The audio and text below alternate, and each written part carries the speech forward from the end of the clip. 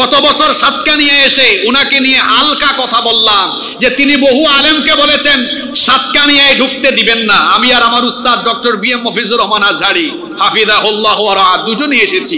বহু সময় আমরা আসতে পারি নাই, আসার পরে বললাম, তিনি বলেছিলেন এই আলেমদেরকে আসতে দেওয়া হবে না, আমাদেরকেও নিষেধ করেছিলেন আসতে দেওয়া হবে না, কিন্তু আল্লাহর কি গজব বলল, তিনি এখন নিজেই আর সাতকানিয়ায় আসতে পারেন না। তারপরে চট্টগ্রাম গিয়ে আমার উস্তাদদেরকে ডাকালেন, তাকে বলেন তার সনদ বাতিল করা হবে, এই বক্তব্য প্রত্যাহার করে সে যেন ক্ষমা চায়। আমি তার জবাবে আমার উস্তাদকে বলেছিলাম, কখনোই আমি আমার বক্তব্যের জন্য ক্ষমা চাইব না। তার কারণ হলো আমরা সনদের জন্য পড়াশোনা করি নাই, কোরআনের কথা বলি আমরা আল্লাহর দ্বীন প্রচারের স্বার্থে আল্লাহকে ভয় করি। সেই অহংকারী ব্যক্তি আজ কোথায়? সাতকানিয়া লোহাগাড়ার মানুষকে বহু জ্বালিয়েছে, অনেক আলেমদেরকে সাতকানিয়ায় আসতে দেয় নাই। আইআইইউসিকে, এটা শুধু চট্টগ্রাম নয়, গোটা বিশ্বের মুসলিম উম্মার সম্পদ। আইআইইউসিকে লুটপাট করে খেয়েছে। জুলুমের শাস্তি আল্লাহ দুনিয়াতে দেওয়া শুরু করেন। আপনার অহংকার কোথায়? আপনি বহু মানুষের উপর নির্যাতন করেছেন, বহু আলেমদের সাথে বেয়াদবি করেছেন। আল্লাহ তাআলা যেন তার যথাযথ পাওনা আপনাকে বুঝায় দেন। আলেমদেরকে মসজিদ থেকে, বাড়ি থেকে, মাহফিল থেকে তুলে নিয়ে তারপরে ডিবি অফিসে, থানায় নিয়ে ককটেল, তারপরে বিভিন্ন বোমা অস্ত্রশস্ত্র সামনে রেখে নাটক করবে, জঙ্গি ধরা হয়েছে।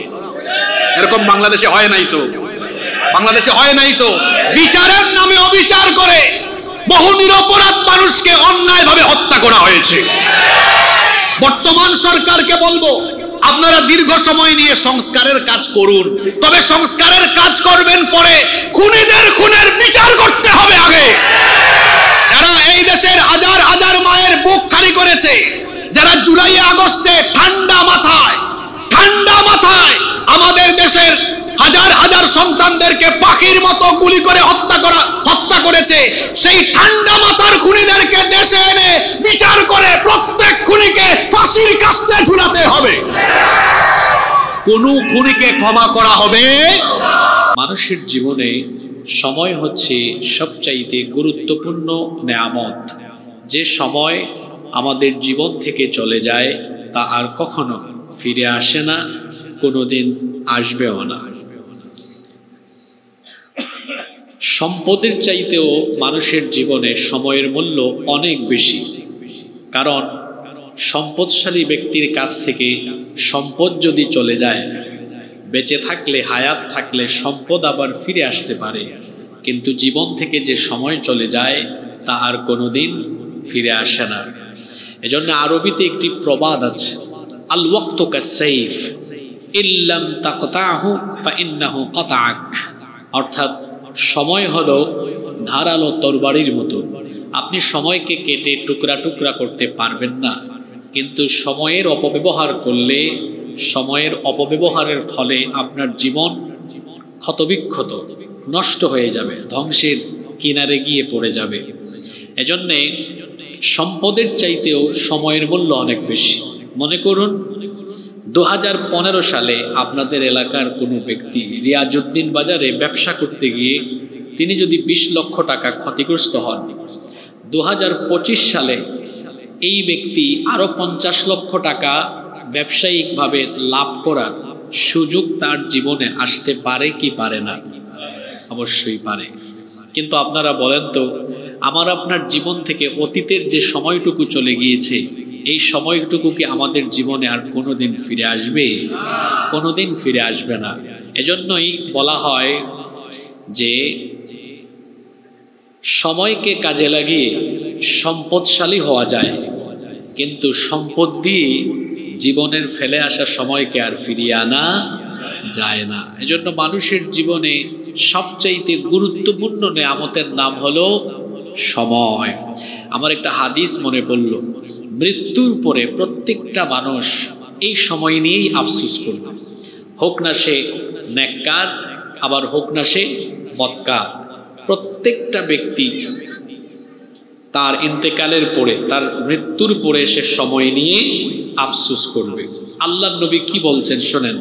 আল্লাহর নবী আমাদেরকে কি চমৎকার কথা শুনিয়ে গিয়েছেন। আল্লাহর নবী বলছেন, মা মিন আহাদি ইয়ামুতু ইল্লা নাদিম, এমন কোনো ব্যক্তি নাই যে ব্যক্তি মৃত্যুর পরে আফসোস করবে না।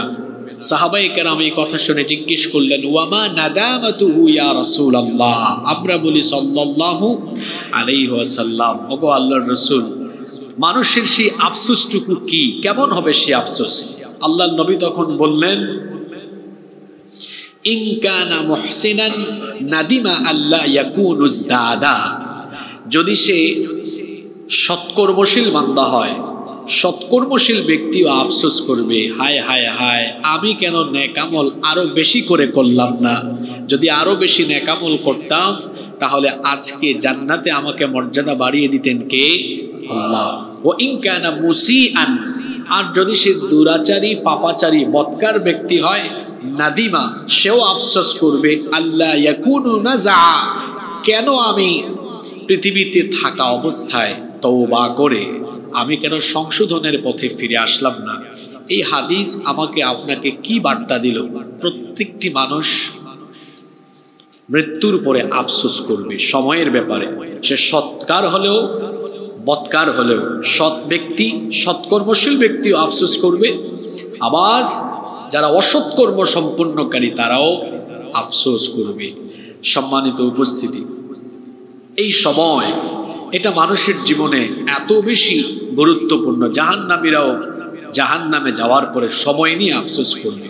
তারা বলবে, ইয়াকুলু ইয়া লাইতানি কদ্দামতু লিহায়াতি, হায় আমি যদি আগে থেকেই কিছু আমল করে পাঠিয়ে আসতাম, যদি সময়টাকে কাজে লাগাতাম, তাহলে তো আজকে এই দুরবস্থার মধ্যে আমাকে পতিত হওয়া লাগতো না।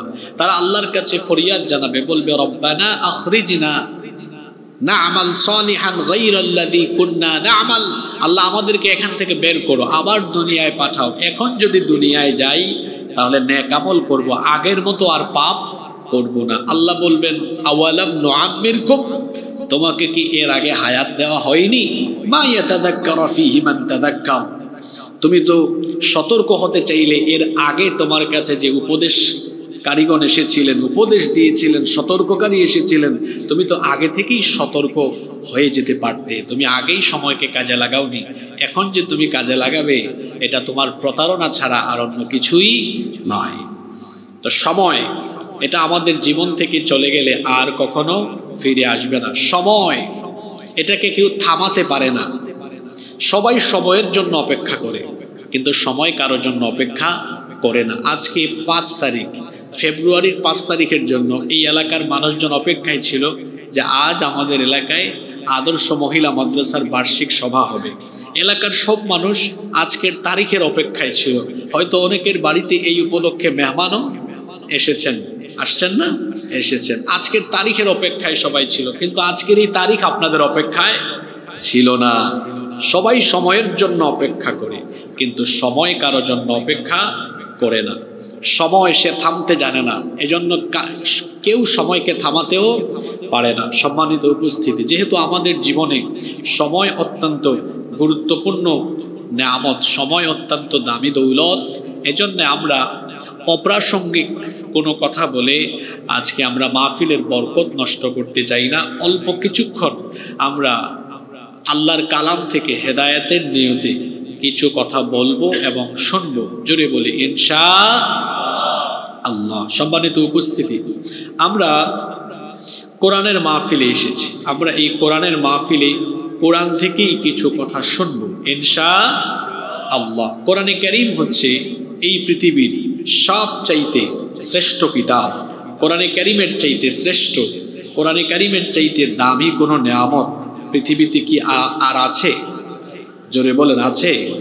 কোরআনের চাইতে দামি কোনো কিতাব এই পৃথিবীতে আর নাই। এটি হচ্ছে আসমানের নিচে জমিনের উপরে সর্বশ্রেষ্ঠ কিতাব। সুবহানাল্লাহ পড়েন। প্রশ্ন হতে পারে, কেন এই কিতাব আল্লাহর আকাশের নিচে জমিনের উপরে সবচাইতে শ্রেষ্ঠ কিতাব? এর কারণ হলো এই কোরআনে কারীমের এমন কিছু বিশেষত্ব, এমন কিছু ক্যারেক্টারিস্টিক, এমন কিছু খাসাইস, এমন কিছু বৈশিষ্ট্য আছে যা পৃথিবীর অন্য কোনো কিতাবের ভেতরে নাই। কোরআনে কারীমের ভেতরে এমন কিছু বিশেষত্ব আছে যা পৃথিবীর অন্য কোনো কিতাবের ভেতরে নাই।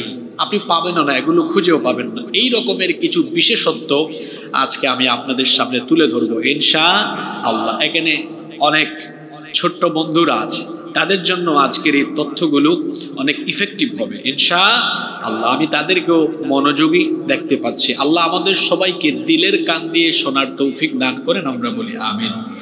নাম্বার 1 শুরু হচ্ছে। 1 number, Quran is a book that is most read in this world. Quran হচ্ছে এই পৃথিবীর একমাত্র কিতাব যা দুনিয়াতে সবচাইতে বেশি পরিমাণ পাঠ করা হয়। সুবহানাল্লাহ। পৃথিবীতে কোরআনের চাইতে অন্য কোনো কিতাব কি আর আছে যেই কিতাব এত বেশি তেলাওয়াত হয়? কিন্তু কোরআনে কারীম এমন এক মহাগ্রন্থ যা দিবানিশি অনবরত 24 ঘন্টায় দুনিয়ায় তিলাওয়াত হয়। সুবহানাল্লাহ। এখন আপনি বলতে পারেন, হুজুর 24 ঘন্টা কোরআন তেলাওয়াত হয় কেমনে? আমরা তো এটা বুঝতে পারলাম না, কারণ আমরা তো সপ্তাহে একবার, মাসে একবার, বছরে একবার তেলাওয়াত করি। কিন্তু আপনি যে বললেন প্রতিদিন 24 ঘন্টাই তেলাওয়াত হচ্ছে, 1 সেকেন্ডও বন্ধ হচ্ছে না, এটা কি চাপাবাজি? বাস্তব না অবাস্তব কথা? আসলে এটা চাপাবাজি না, অবাস্তব বা অযৌক্তিক কথা নয়, বরং এটি হচ্ছে যুক্তিসঙ্গত, বিজ্ঞানসম্মত এবং বাস্তবিক কথা। আজকে পৃথিবী সায়েন্স এবং টেকনোলজির যুগে প্রবেশ করেছে। আজকের বিজ্ঞান এটা উপলব্ধি করা আমাদের জন্য সহজ করে দিয়েছে। মহাকাশ এবং জ্যোতির্বিজ্ঞানীরা গবেষণা করে দেখেছেন পৃথিবীর ঘূর্ণায়মান গতি এবং আহ্নিক গতি আর বার্ষিক গতির ফলে পৃথিবীর সব জায়গায় একই সময়ে দিন রাত হয় না। দেখা যায় পৃথিবীর সকল স্থানে এক স্থানের সাথে আরেক স্থানের সময়ের একটা ভিন্নতা আছে না নাই? আপনাদের এই সাতকানিয়ার মানুষ অনেকেই মধ্যপ্রাচ্য, ইউরোপ, আমেরিকায় আছেন। বিশেষ করে মধ্যপ্রাচ্যে সাতকানিয়া লোহাগাড়ার মানুষ সবচাইতে বেশি। আপনারা তো এগুলো জানবেন। এই যে বাংলাদেশে এখন সন্ধ্যা 6:50, সৌদি আরবে এখন বিকাল 3:50। এখন সৌদি আরবে এক সময়, কাতারে এক সময়, দুবাইয়ে এক সময়, লন্ডনে এক সময়, আমেরিকা এক সময়। আমার বাড়ি তো সিলেটে, আমাদের আত্মীয় স্বজন অনেকেই লন্ডন থাকে। এখন লন্ডনে দুপুর 12:50 বাজে। তাহলে কোনো দেশে এখনো ফজর, কোনো দেশে জোহর, কোনো দেশে আসর, কোনো দেশে মাগরিব। যেমন সৌদি আরবে কিছুক্ষণ আগে তারা আসরের নামাজ আদায় করেছে, বাংলাদেশে একটু পরে এশার আজান হয়ে যাবে। কোনো দেশে এখন ফজর। যেমন লন্ডনে এখন জোহরের টাইম, লন্ডনে এখন জোহরের টাইম। আবার আমেরিকায় এখন কিন্তু সকাল 7:50, তাদের এখনো সকাল হয়েছে। কোনো দেশে এখন রাত 3টা, কোনো দেশে 4টা। বিজ্ঞানীরা এই বিষয়টি গবেষণা করে একটা আজীব তথ্য পেলেন। এই সময়ের ভিন্নতার কারণে তারা গবেষণা করে দেখেছেন যে পৃথিবীতে 24 ঘন্টায় পৃথিবীর কোনো না কোনো স্থানে, কোনো না কোনো জায়গায় আজান হয়। সুবহানাল্লাহ। আচ্ছা, আজান হলে মুসলমানরা নামাজে দাঁড়ায়, আর নামাজে মুসলমানরা যে কিতাব থেকে তিলাওয়াত করে, সবাই জোরে বলেন তো সেই কিতাবের নাম কি? আল কোরআন। আমরা তো নামাজে কোরআনের বাইরে অন্য কোনো কিতাব থেকে তিলাওয়াত করি না। তাহলে বিজ্ঞানী আমাদেরকে এটা বোঝা সহজ করে দিল যে আহ্নিক গতি আর বার্ষিক গতির ফলে সময়ের ভিন্নতা থাকায় পৃথিবীতে 24 ঘন্টায় কোথাও না কোথাও আজান হয়। আমরা ওয়াজ করি, আমরা মাঠে চাষাবাদ করি, আমরা কেউ রান্না করি, আমরা কেউ ঘুমাই, কিন্তু ওই সময় পৃথিবীর কোনো না কোনো জায়গায় আজান দিয়ে আল্লাহর বান্দারা নামাজে দাঁড়ায় আর আল্লাহর কালাম থেকে তেলাওয়াত করে। তার মানে দাঁড়ালো এই পৃথিবীতে দিবানিশি 24 ঘন্টা আল্লাহর কালাম তেলাওয়াত হয়। একটা সেকেন্ডের জন্য আল্লাহর কালামের তিলাওয়াত বন্ধ হয় না। আল্লাহু আকবার। তাহলে কোরআনে কারীমের 1 নাম্বার বিশেষত্ব আমরা জানলাম, Quran is a book that is most read in this world. এটা দুনিয়ার একমাত্র কিতাব যা পৃথিবীতে সবচাইতে কম পড়া হয় না সবচেয়ে বেশি পড়া হয়? জোরে বলেন, সবচাইতে কম না বেশি? সবচাইতে বেশি। আপনারা অন্তত আজকের আলোচনার পয়েন্টগুলো মনে রাখার চেষ্টা করবেন। আল্লাহ আজকের এই কথাগুলো আমাদের প্রত্যেকের দিলের ভেতর ঢুকায় দিও, বলেন আমিন। নাম্বার 2, আল্লাহর কালামের 2 নাম্বার বিশেষত্ব হচ্ছে nobody has ever bothered to read or heard the holy book Quran. এটা এমন এক বিস্ময়কর কিতাব, মহাবিশ্বের মহাবিস্ময়। এটা তেলাওয়াত করলেও কারো বিরক্ত লাগে না, এই কোরআন শুনলেও কারো বিরক্ত লাগে না। সুবহানাল্লাহ পড়বেন না? কোরআনে কারীম মহাবিশ্বের এমন এক মহাবিশ্বয়, এই কিতাবের তেলাওয়াত করলে বা তেলাওয়াত শুনলে কোনো মানুষ কোনোদিনও কোনো সময় বিরক্ত হয় না। কিন্তু কোনো গল্পের বই, একাডেমিক বই, কোনো গান, কোনো নাটক, কোনো সিনেমা, যে কোনো জিনিস মানুষ একবার, দুইবার, তিনবার বা কয়েকবার দেখার পরে, শোনার পরে বিরক্ত হয়ে যায়। তার কাছে সেই জিনিস পুরাতন হয়ে যায়, সেটা তার কাছে ভালো লাগে না। আমরা বালেগ হওয়ার পর থেকে মসজিদে যাই, মসজিদে গিয়েই শুনি ইমাম সাহেব সব সময় একটা সূরা দিয়ে নামাজ আরম্ভ করেন। সবাই বলেন তো দেখি সেই সূরার নাম হলো সূরাতুল ফাতিহা। আজকে আপনাদের মসজিদে আমি ইমামতি করলাম, কেউ তো আমাকে নামাজের আগে বলল না, হুজুর আমাদের ইমাম সাহেব প্রতিদিন সূরা ফাতিহা দিয়ে নামাজ শুরু করেন। শুনতে শুনতে আমরা বিরক্ত হয়ে গিয়েছি। আপনি আজকে নতুন আমাদের এলাকায় এসেছেন, এই সূরা বাদ দিয়ে অন্য কোনো সূরা দিয়ে নামাজ শুরু করেন, কারণ এক সূরা শুনতে শুনতে আমরা বিরক্ত হয়ে গিয়েছি। এমন কোনো কথা আজ পর্যন্ত দুনিয়ার কেউ বলে নাই, আপনারাও বলেন নাই। ভবিষ্যতে বলার কি কোনো সম্ভাবনা আছে নাকি? তাহলে বোঝা গেল আল্লাহর কালাম মানুষ যতই শুনে বিরক্ত লাগে না, বরং আরো মজা লাগে, ভালো লাগে। এক এক আলেমের কণ্ঠে আল্লাহ এক এক রকমের মধু দিয়েছেন, সুধা ঢেলে দিয়েছেন। কারো কারো কণ্ঠে আল্লাহ তাআলা এমন সুধা ঢেলে দিয়েছেন, তাদের কণ্ঠের তেলাওয়াত শুনলে মনে হয় যেন আল্লাহর কোরআন উপর থেকে নাজিল হচ্ছে। সুবহানাল্লাহ। দেখা যায় হারামাইন শরীফাইনে নামাজ আদায় করলে তিলাওয়াতের আকর্ষণে মানুষের গায়ের লোম দাঁড়িয়ে যায়, কলিজাটা ঠান্ডা হয়ে যায়। এই যে সামনে রমজান মাস আসতেছে, বিভিন্ন মসজিদে খতম তারাবি আরম্ভ হবে। আমার দেশেও দেখবেন অনেক ছেলেরা, হাফেজেরা এত সুন্দর কণ্ঠে আল্লাহর কালাম তেলাওয়াত করে। যখন মানুষ তাদের কণ্ঠের তেলাওয়াত শুনে, অর্থ না বুঝেও কোরআনের তেলাওয়াতের আকর্ষণে অনেক মানুষের চক্ষু থেকে পানি ঝরে কি ঝরে না? অর্থ না বুঝলেও কোরআনে কারিমের তেলাওয়াতের একটা মজা আছে, কোরআনে কারিমের তেলাওয়াতের ভেতরে একটা আবেগ আছে, যার কারণে হারামাইন শরীফাইনেও দেখবেন অনেক মানুষ অর্থ না বুঝলেও তেলাওয়াতের আকর্ষণে মনের অজান্তে কেঁদে ফেলে। এরকম হয় কি হয় না? আপনারা বলেন তো, পৃথিবীতে কোরআন ছাড়া আর এমন কোন মহাগ্রন্থ কি আছে যে তেলাওয়াত শুনলে মানুষ কাঁদে? কাদা দূরের কথা, ধরো এক গান, এটা আগেও গাইছে, চলে যাচ্ছি, শুনে না। কিন্তু কোরআনের একই আয়াত বারবার শুনে, একই সূরা, সূরা ফাতিহা বারবার শুনে। বাড়ি হলো সাতকানিয়া, বারবার শুনছে। কিন্তু গিয়েছে একবার ওমরায়, হজে, ওখানে শেখ আব্দুর রহমান আস-সুদাইস, ইয়াসির দুসরি তেলাওয়াত আরম্ভ করেছে। কয় হায় হায় হায়, মনে হচ্ছে সূরা ফাতিহার নতুন ভার্সনের নতুন রূপ। যখন তেলাওয়াত শুনে 2-3 আয়াত শোনার পরেই দেখা যায় চোখের পানি ঝরায়া কান্না করে। আল্লাহু আকবার। পৃথিবীতে কোরআন ছাড়া কি এরকম কোন মহাগ্রন্থ আর আছে নাকি যেটা শুনলে মানুষ এত আবেগে পড়ে? নাই। তাহলে কোরআনে কারিমের 2 নম্বর বিশেষত্ব হলো এটা এমন কিতাব, তেলাওয়াত করলেও খারাপ লাগে না, শুনলেও খারাপ লাগে না। Number 3 number, the number of the people who have memorized the holy book Quran is countless. এটি হচ্ছে দুনিয়ার একমাত্র মহাগ্রন্থ যার মুখস্থকারীর সংখ্যা দুনিয়াতে সবচাইতে বেশি। সুবহানাল্লাহ পড়বেন না? আচ্ছা বলেন তো, পৃথিবীতে কোরআনে কারীমের যত হাফেজ আছে, অন্য কোন কিতাবের কি এত হাফেজ আছে? জোরে বলেন, আছে? নারায়ে তাকবীর, লিল্লাহি তাকবীর, লিল্লাহি তাকবীর। সভাপতি সাহেবের আগমন, মাশাআল্লাহ মাশাআল্লাহ। হাইয়াকাল্লাহ, মারহাবান বিক, বারাকাল্লাহ।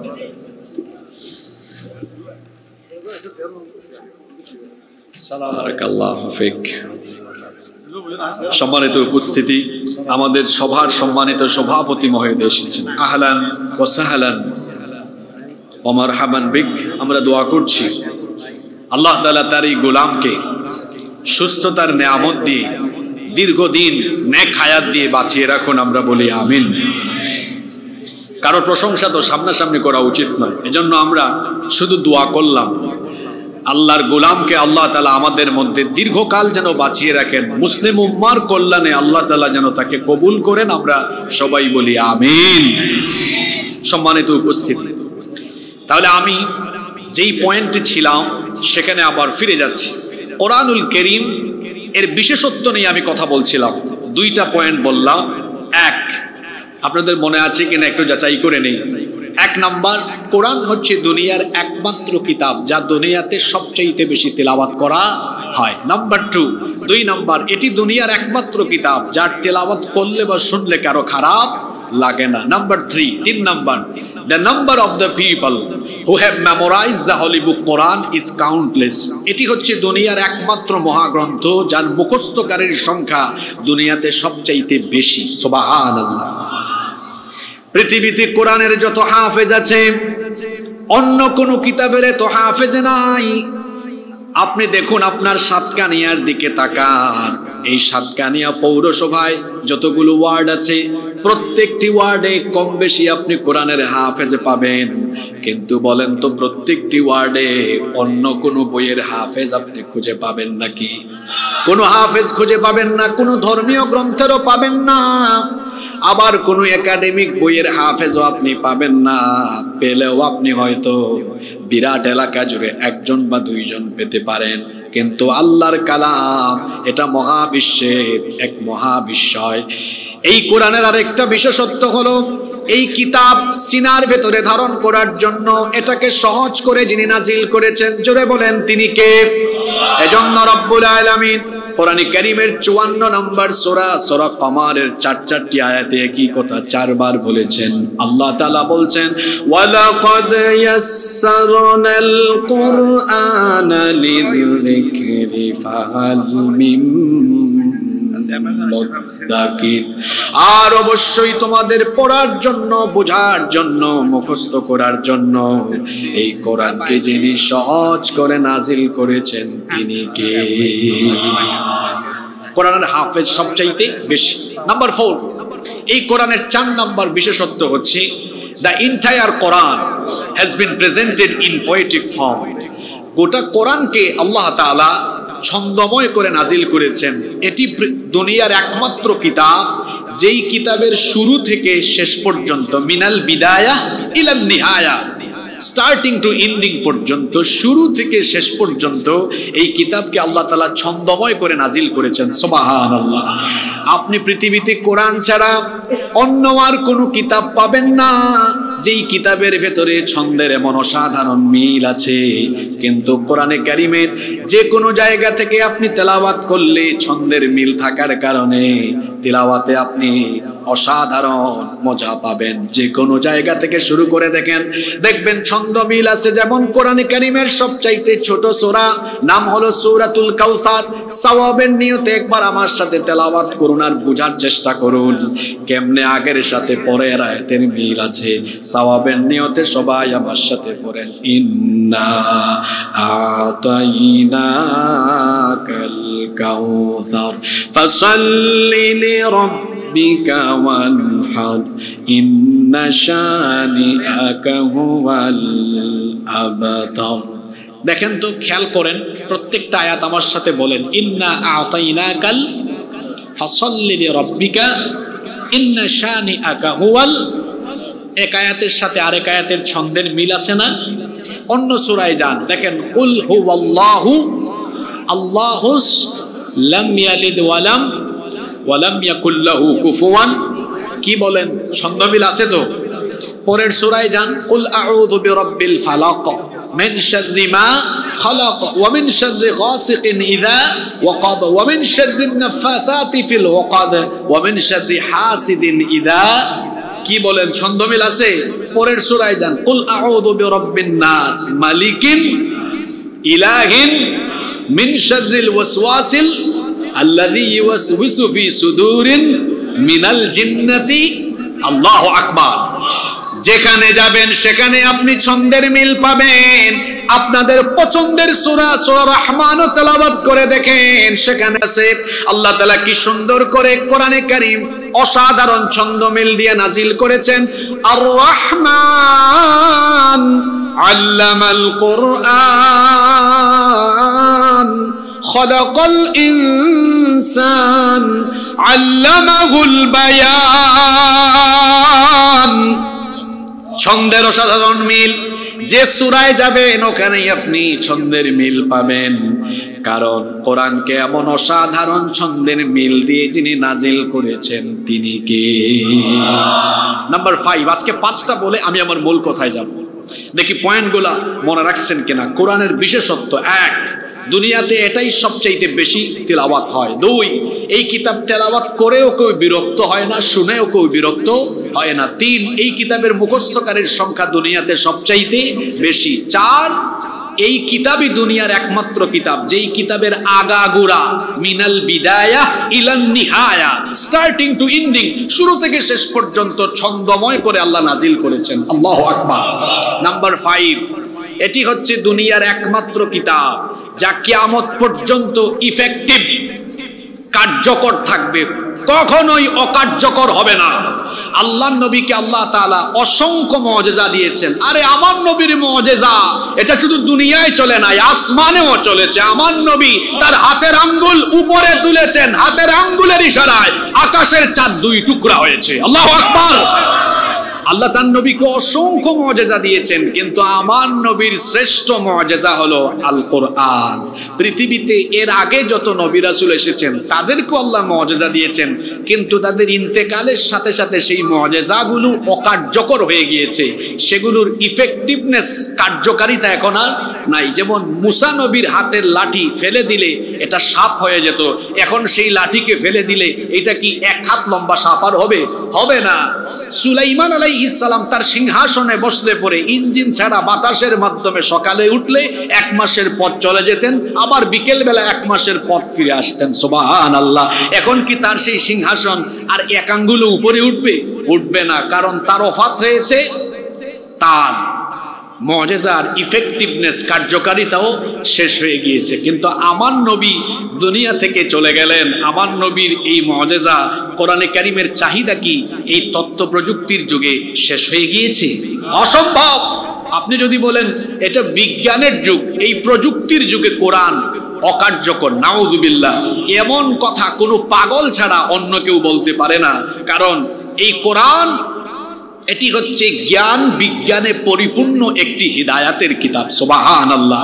দেয়ার is no contradiction between the holy book Quran and science. কোরআনের সাথে বিজ্ঞানের কোনো দ্বন্দ্ব নাই, বরং বিজ্ঞান যা জেনেছে এখন কোরআন তা জানিয়েছে আরো 1000 বছর, আরো 1500 বছর আগে। আমি 2টা উদাহরণ দিই, তারপরে আমরা মূল কথায় চলে যাব ইনশাআল্লাহ। দেখেন কোরআনে কারীম কেমন কিতাব। এই যে ফিঙ্গারপ্রিন্ট আমরা দেই না, এখন পাসপোর্ট অফিসে যান, ফিঙ্গারপ্রিন্ট দেওয়া লাগে। একটা সিমের রেজিস্ট্রেশন করবেন, উঠাতে যাবেন, ওখানেও ফিঙ্গারপ্রিন্ট দেওয়া লাগে। বিদেশ সফরে গেলে আপনি এয়ারপোর্টে ঢুকলে ইমিগ্রেশনেও ফিঙ্গারপ্রিন্ট দেওয়া লাগে। সাব রেজিস্ট্রি অফিসে গেলে, জায়গা জমির যখন আপনি দলিল করবেন, জায়গা জমি কেনাবেচা করবেন, সেখানেও এই ফিঙ্গারপ্রিন্ট, আঙ্গুলের ছাপ দরকার হয়। 1800 সালের আগে পৃথিবীর কেউ ফিঙ্গারপ্রিন্টের এই তথ্য সম্পর্কে জানতো না। সর্বপ্রথম ইংল্যান্ডে এই তথ্য আবিষ্কার হয়। উইলিয়াম হার্সাল, ব্রিটিশ বিজ্ঞানী, তিনি মানবদেহের উপরে গবেষণা চালিয়ে এই ফিঙ্গারপ্রিন্টের তথ্য আবিষ্কার করে পৃথিবীকে তিনি জানিয়েছেন। কিন্তু যেই কোরআনকে আমরা মোল্লা মৌলবীদের কিতাব, তাবিজের কিতাব আর ঝাড়ফুঁকের কিতাব মনে করি, এটা কেমন বিজ্ঞানময় কিতাব দেখেন। কোরআনে কারীমের 75 নম্বর সূরা সূরাতুল কিয়ামা এর 3 এবং 4 নম্বর আয়াত আপনি পড়ে দেখুন, সেখানে আল্লাহ তাআলা আজীব এই তথ্যটি শেয়ার করেছেন। আল্লাহ তাআলা বলছেন, আয়াহসাবু আল্লান নাজমা ইদামা বালা কাদিরিনা আলা আন নুসাউইয়া বানানা। পরকাল অবিশ্বাসীরা মনে করে মানুষের মৃত্যুর পরে তার শরীরের হাড্ডি, মাংস, অস্থি, পিঞ্জর সবকিছু যখন ছিন্ন বিচ্ছিন্ন আলাদা হয়ে যাবে, তখন এগুলোকে আবার পুনরায় ফিটিংস দিয়ে কে আবার তাদেরকে জিন্দা করবে? তাদের এই অবান্তর ধারণার খণ্ডন করতে গিয়ে, জবাব দিতে গিয়ে আল্লাহ বলেছেন, তারা ধারণা করে যখন তাদের অস্থিপিঞ্জর, হাড্ডি মাংস সবকিছু ছিন্ন বিচ্ছিন্ন আলাদা হয়ে যাবে, কিভাবে তাদেরকে জিন্দা করা হবে? নবী তাদেরকে বলে দেন, তাদের শরীরের হাড্ডি মাংস অস্থিপিঞ্জরই শুধু নয়, বরং বালা কাদিরিনা আলা আন নুসাউইয়া বানানা, তাদের প্রত্যেকের হাতের আঙ্গুলের যে মাথা আছে এটার ছাপ পর্যন্ত আমি আল্লাহ আবার পুনর্বিন্যস্ত করব। সুবহানাল্লাহ। এই ফিঙ্গারপ্রিন্টের তথ্য ১৫০০ বছর কোরআনে দিয়ে দিয়েছেন কে? তাহলে বিজ্ঞানের যুগে কোরআন অকার্যকর এমন কথা কেউ বলতে পারবে? বরং কোরআন আগে, বিজ্ঞান হলো পরে। এই বিষয়ে স্বতন্ত্র আলোচনা করতে পারলে হক আদায় করা যাবে। আমরা ওইদিকে যাচ্ছি না, শুধু 5টা পয়েন্ট বললাম। এটা হচ্ছে মহাবিশ্বের মহাবিশ্বয়, এটি হচ্ছে দুনিয়ার সর্বশ্রেষ্ঠ গ্রন্থ এই কোরআন। এটাকে নাজিল করেছেন কে? আরো জোরে বলেন কে? এবার আমি মূল কথায় চলে যাই। মূল কথায় আরো আগেই যেতাম, কিন্তু আপনাদের কনসেন্ট্রেশন নিয়ে আসার জন্য এই কথাগুলো আমি বলেছি। এবার প্রশ্ন হলো, তাহলে এই কোরআন আল্লাহ কেন নাজিল করেছেন? রমজান মাসে শুধু আমরা আমাদের মসজিদে খতমে তারাবি পড়াবো, এরপরে আমরা মাঝে মাঝে কোরআন বের করে তেলাওয়াত করব। কোনো দোকান প্রতিষ্ঠান উদ্বোধনের আগে কোরআন তেলাওয়াত করব, অথবা মাঝে মাঝে কোরআনের সূরা বা আয়াত পড়ে ঝাড়ফুঁক করব, তাবিজ লিখব। এই কারণে কি আল্লাহ তাআলা কিতাব নাজিল করেছেন? আমরা জানতে চাইলাম, হে আমাদের রব, কেন আপনি কিতাব নাজিল করলেন? কোরআনে কারীমের 14 নম্বর সূরা, সূরা ইব্রাহিমের শুরুতে আল্লাহ বলে দিলেন, আলিফ লাম রা কিতাবুন আনজালনাহু ইলাইকা লিতুখরিজান নাসা মিনাদ-দুলুমাতি ইলান নূর। আল্লাহ তাআলা বলছেন, আমার হাবিব, আমি আপনার উপরেই কিতাব নাজিল করেছি। কেন করলাম? লিতুখরিজান নাসা মিনাদ-দুলুমাতি ইলান নূর, যাতে করে আপনি মানবতাকে তমসাচ্ছন্ন নিকষ কালো অন্ধকার থেকে বের করে মানুষকে আলোর পথে নিয়ে আসতে পারেন। কিসের অন্ধকার? মানুষ তো কুফরির অন্ধকারে নিমজ্জিত। মিনাল কুফরি ইলাল ঈমান, মিনাদ দালালাতি ইলাল হুদা, মিন তরিকি জাহান্নাম ইলা তরিকিল জান্নাহ। আমি আপনাকে কিতাব দিয়েছি যাতে করে মানুষকে আপনি কুফরি থেকে ঈমানের দিকে, পথভ্রষ্টতা থেকে হেদায়েতের দিকে, জাহান্নামের পথ থেকে মানুষকে যেন জান্নাতের পথে নিয়ে আসতে পারেন। এই জন্য কোরআন যিনি নাজিল করেছেন তিনি কে? এই কোরআন হলো এমন এক কিতাব যা আপনাকে আলোকিত করবে, আপনার জীবনকে আলোকিত করবে। এই জন্য কোরআনের একটা নামই হলো নূর, কোরআনের একটা নাম হলো। এজন্য রব্বুল আলামিন কোরআনে কারীমের 4 নম্বর সূরা, সূরাতুন নিসা এর 174 নম্বর আয়াতে বলছেন, ইয়া আইয়ুহান নাসু ক্বাদ জাআকুম বুরহানুম মির রাব্বিকুম ওয়া আনজালনা ইলাইকুম নূরাম মুবিনা।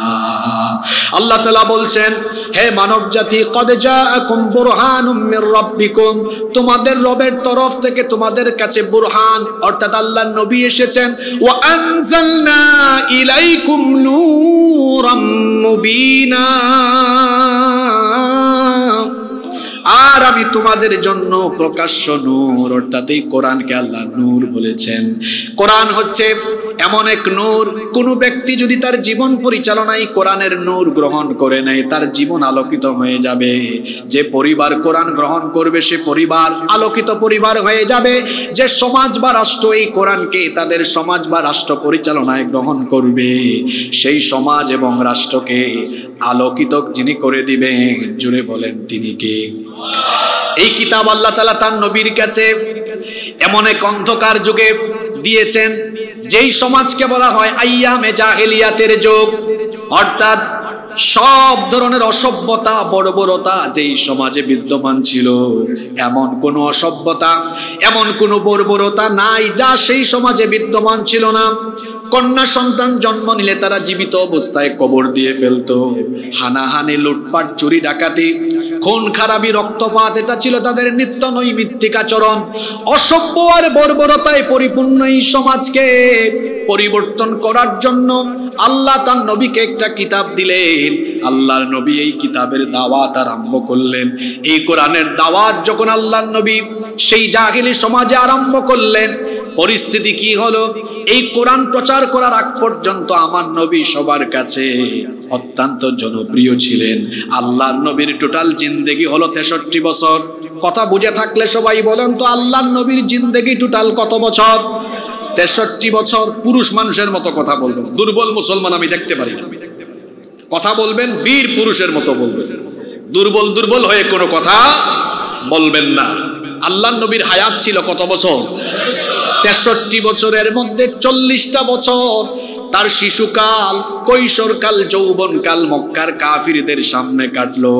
সততা, স্বচ্ছতা, আমানতদারিতা, এমন কোন মানবিক গুণ নাই যে গুণ আমার নবীর মধ্যে ছিল না। সকল গুণে তিনি গুণান্বিত ছিলেন। সকলের কাছে তিনি অত্যন্ত পছন্দের একজন ব্যক্তি ছিলেন। 40 বছর পর্যন্ত কেউ তার বিরোধিতা করে নাই। যখন থেকে তিনি কোরআনের দাওয়াত দেওয়া আরম্ভ করলেন, যারাই তাকে এতদিন মহব্বত করেছে তারাই এবার তাকে গালিগালাজ আরম্ভ করেছে। এতদিন তারা যাকে আল আমিন বলেছে, এখন তারাই আবার সেই নবীকে সাহির, জাদুকর, কাদ্দাব, মিথ্যাবাদী, মাজনুন, পাগল, শাইর, কবি, তারপরে কাদ্দাব, মিথ্যাবাদী, কাহিন, গণক, এই ধরনের গালিগালাজ করা আরম্ভ করলো। নাউজুবিল্লাহ। অপরাধ হলো আল্লাহর নবী কোরআনের কথা বলা। এখনো দেখবেন আল্লাহর নবী তো বলেছেন, আমার পরে দুনিয়ায় আর কোনো নবী আসবেন না, রাসূল আসবেন না। নবুয়ত আর রিসালতের কাজ কিয়ামত পর্যন্ত দুনিয়াতে চলবে আমার ওয়ারিস উলামায়ে কেরামদের মাধ্যমে। যেই সকল উলামা মাশায়েখ নবুয়ত আর রিসালতের তরিকার অনুসরণ করে এখনো দাওয়াতি কাজ করে, কোরআন বিরোধীরা এই যুগে নবীর ওয়ারিসদেরকে এখনো অকথ্য ভাষায় গালিগালাজ করে। গালিগালাজ করা এটা আজকের যুগের নতুন কোনো বিষয় নয়। যেই যুগে কোরআন নাজিল হয়েছিল সেই যুগে কোরআন বিরোধীরা কোরআনওয়ালাদেরকে গালি দিত। 1500 বছর পরেও কোরআন বিরোধীরা তাদের বাপদাদার সেই খাসলত ধরে রেখে এখনো কোরআনওয়ালাদেরকে গালিগালাজ করে। গালির খাসলত তারা ধরে রেখেছে, শুধু ভার্সনটা একটু আপডেট হয়েছে। ভার্সনটা কি হয়েছে? কিরকম আপডেট হয়েছে? সেই সময় গালি ছিল পাগল, জাদুকর, গণক, মিথ্যাবাদী। 1500 বছরে গালিগুলো আপডেট হয়ে গেছে। এখন আর এই গালি নাই। আইফোন প্রতি বছর তার আপডেট ভার্সন অক্টোবর মাসে নিয়ে আসে, কিন্তু নাম তার আইফোনই থাকে। 12, 14, 13, 14, 15, এখন কত চলে? 16। নাম কিন্তু আইফোনই আছে, গালির ভার্সনটা শুধু চেঞ্জ হয়েছে। তো কোরআন বিরোধীরা তাদের বাপ দাদার ঐতিহ্য ধরে রেখে এখনো কোরআনওয়ালাদেরকে গালি দেওয়া এই স্বভাব ধরে রেখেছে, শুধু ভার্সনটা আপডেট করেছে। এখন সেই যুগের গালির নতুন ভার্সন হলো, যারা কোরআনের কথা বলে তারা হলো মৌলবাদী, জঙ্গিবাদী, স্বাধীনতা বিরোধী, আর নতুন করে বলে ধর্ম ব্যবসায়ী। সাবধান, মুখে লাগাম দিয়ে কথা বলুন। ধর্ম ব্যবসায়ী কারা? এটা বাংলাদেশের অন্যান্য অঞ্চলের মানুষ কতটুকু চিনবেন জানি না। আমার বাড়ি সিলেট, আমরা সবচেয়ে ভালো জানি। ছোটকাল থেকে দেখেছি হযরত শাহজালাল রহমতুল্লাহ আলাইহির মাজারে নির্বাচনের টাইমে গিয়ে টুপি, সাদা পাঞ্জাবি, সাদা টুপি, সাদা পায়জামা লাগায়া, মাথায় হিজাব পট্টি লাগায়া ওখান থেকে নির্বাচনী প্রচারণা আরম্ভ করে। তারপরে আলেমদের দুয়ারে দুয়ারে যায়, বড় বড় মাদ্রাসায় যায়, হুজুরদের থেকে দোয়া নেয়, নামাজের টাইমে তখন নামাজ আদায় করে আর মানুষকে বুঝায় আমরা ইসলামের পক্ষে। তারপরে ভোট নিয়ে ক্ষমতায় গেলে আবার ইসলাম, আলেম উলামা আর মুসলমানদের বিরুদ্ধে কাজ করে। যারা প্রকৃত ধর্ম ব্যবসায়ী হলো তারা। ধর্ম ব্যবসায়ীদেরকে আমরা চিনি।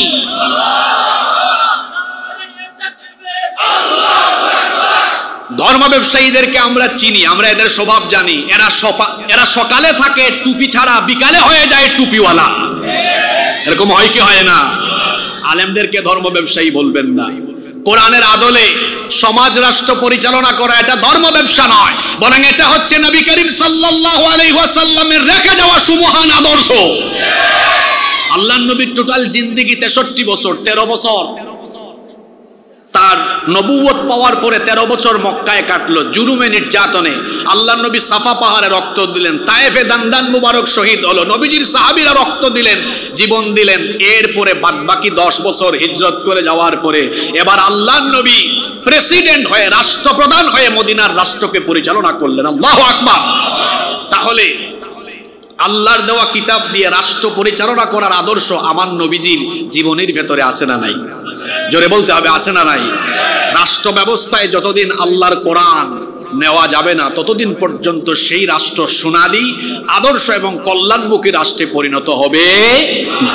কেন রাষ্ট্র ব্যবস্থায় কোরআন থাকা দরকার? আমি 10টা পয়েন্ট বলে তারপর শেষ করবো ইনশাআল্লাহ। কষ্ট হচ্ছে আপনাদের?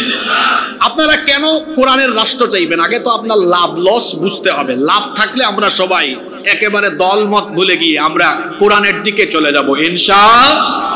রাষ্ট্র ব্যবস্থায় কেন কোরআন দরকার আমি 10টা পয়েন্ট বলবো। নাম্বার 1, 1 নাম্বার, আল্লাহর দেওয়া এই আইনের কিতাব, এই জীবন বিধান, এই কিতাবের আইন হলো অপরিবর্তনীয়, এটা কোনোদিন পরিবর্তন হবে না। যে রাষ্ট্র বা সমাজ ব্যবস্থায় মানুষের তৈরি করা আইন থাকে সেটা পরিবর্তনীয়, এটা যে কোনো সময় পরিবর্তন হয়ে যেতে পারে। যেমন 71 সালে বাংলাদেশ স্বাধীন হওয়ার পর আজকের দিন পর্যন্ত বাংলাদেশের সংবিধান 17 বার সংশোধন হয়েছে। এখন ইউনূস সাহেব করলে হবে 18 বার। এটাই যে শেষ তা বলা যাবে না, কারণ এরপরে আবার যে সুযোগ পাবে সে আবার করতে পারে। আপনাদের কি মনে হয় যে যখন সংবিধানে হাত দেয় সে কি জনগণের কথা আগে বিবেচনা করে আইন সংশোধন তারপরে সংযোজন বা বিয়োজন করে? না, সে আগে তার নিজের স্বার্থ, নিজের ক্ষমতা কিভাবে দীর্ঘস্থায়ী করা যায় কিংবা কিভাবে তার ক্ষমতা ঠিক রাখা যায় এটা আগে বিবেচনা করে তারপরে সংবিধান সংশোধন, সংযোজন, বিয়োজন বিভিন্ন জায়গা থেকে করে। সুতরাং মানুষকে বুঝতে হবে যে আইন পরিবর্তন হয় বারবার, এটা দিয়ে আমাদের ভাগ্যের পরিবর্তন হবে না, তাদের নিজেদের ভাগ্যের পরিবর্তন হবে, কিন্তু দেশের ভাগ্যের পরিবর্তন হবে। কই 17 বার তো পরিবর্তন হয়ে গেল, 17 বার পরিবর্তন হয়ে একদম বাংলাদেশ কি উন্নতি অগ্রগতির স্বর্ণ শিখরে চলে গেল? না, বরং আমরা দেখেছি যে যখন সুযোগ পায় এমন ভাবে পরিবর্তন করে, কিভাবে 41 পর্যন্ত থাকবে, কিভাবে দীর্ঘস্থায়ী করে রাখবে, কিভাবে তাকে কেউ সরাইতে পারে না, এই চিন্তা ভাবনা করবে। কিন্তু সাতকানিয়ার মানুষ, বীর চট্টলার মানুষ, আপনারা বলেন তো এই কোরআন 1500 বছর হয়েছে নাজিল হয়েছে, আজ পর্যন্ত কি কোরআনের একটা নোক্তা বা এর নিচে যে একটা ফুটা থাকে নোক্তা, ওইটাও কি পরিবর্তন হয়েছে? কিয়ামত পর্যন্ত পরিবর্তন হওয়ার কোনো সম্ভাবনা আছে? সুতরাং যে কিতাবের আইন পরিবর্তন হবে না, ফিক্সড। এই জমিন বানিয়েছেন আল্লাহ, মানুষ বানিয়েছেন আল্লাহ, আল্লাহই ভালো জানেন কোন পথে আমাদের কল্যাণ। আল্লাহর দেওয়া সেই অপরিবর্তনীয় আইন বাদ দিয়ে মানুষ যদি তাগুতের তৈরি করা আইন কানুন গ্রহণ করে, সেই মানুষ শান্তির স্লোগান দিলেও শান্তির মুখ কোনোদিন দেখতে পারবে না। আর মানুষের আর একটা স্বভাব আছে, মানুষের স্বভাব হলো ভুল করা। ভুল মানুষের হয়, এজন্য একজন ভুল করে পরে আবার এই ভুলকে কি করা হয়? ঠিক করা হয়। কিন্তু আল্লাহ তাআলা আমাদেরকে যে আইনের কিতাব দিয়েছেন এর মধ্যে কোনো ভুল আছে? আল্লাহ বলছেন এমন এক জীবন বিধান তোমাদেরকে দিলাম, শুরুতে আল্লাহ বলে দিলেন যালিকাল কিতাবু লা রাইবা ফীহি হুদাল লিল মুত্তাকিন। এটা এমন এক কিতাব যার মধ্যে সন্দেহ আছে এমন কোনো ব্যাপারেও সন্দেহ করা যায় না। আল্লাহু আকবার। তাহলে এক, রাষ্ট্র ব্যবস্থায় কোরআন এই জন্য দরকার, এটা অপরিবর্তনীয় আইনের কিতাব, জীবনেও পরিবর্তন হবে। 2, যদি রাষ্ট্র ব্যবস্থায় কোরআন না থাকে তাহলে কোরআনের অসংখ্য আয়াত কোরআনের পৃষ্ঠার ভেতরে বন্দী থাকবে, তার কোনোদিন বাস্তবায়ন হবে না। বলবেন হুজুর আপনি কয়েকটা উদাহরণ দেন। যেমন চোর চুরি করলে তার হাত কেটে দিতে হবে, এটা কোরআনে আছে না নাই? আপনি যদি এই আইনের বাস্তবায়ন ঘটাতে চান তাহলে কোরআনকে রাষ্ট্র ব্যবস্থায় রাখতে হবে। মুরতাদ তাকে মৃত্যুদণ্ড দিতে হবে, এটা কে দিবে? ইসলামী সরকার দিবে, যেই সরকার কোরআন দিয়ে রাষ্ট্র পরিচালনা করবে। এরকম কোরআনে অসংখ্য আয়াত আছে যা রাষ্ট্রীয়ভাবে বাস্তবায়ন করতে হয়। তাহলে রাষ্ট্র ব্যবস্থায় যদি কোরআন না থাকে তাহলে কোরআনের তো এরকম শত শত আয়াত কিতাবের পৃষ্ঠার ভেতরেই বন্দী থাকবে, এটা শুধু তিলাওয়াতে থাকবে, বাস্তবায়ন আর হবে না। আল্লাহ কি আয়াতগুলো দিয়েছেন তিলাওয়াতের জন্য না বাস্তবায়নের জন্য? আশ্চর্য, এই মুসলমান আজকে কোরআনকে তিলাওয়াতে সীমাবদ্ধ রেখেছে। এজন্য দেখা যায় তাদের পার্লামেন্ট উদ্বোধন হওয়ার আগে কোরআন থেকে তেলাওয়াত হয়, কিন্তু সেই পার্লামেন্টে আবার কোরআন বিরোধী আইন পাস হয়। এই কোরআন তো শুধু পার্লামেন্ট উদ্বোধনের আগে তেলাওয়াতের জন্য দেওয়া হয় নাই, বরং যেই কিতাব তেলাওয়াত হবে সেই কিতাব আবার বাস্তব জীবনের প্রত্যেকটা ক্ষেত্রে মানতে হবে।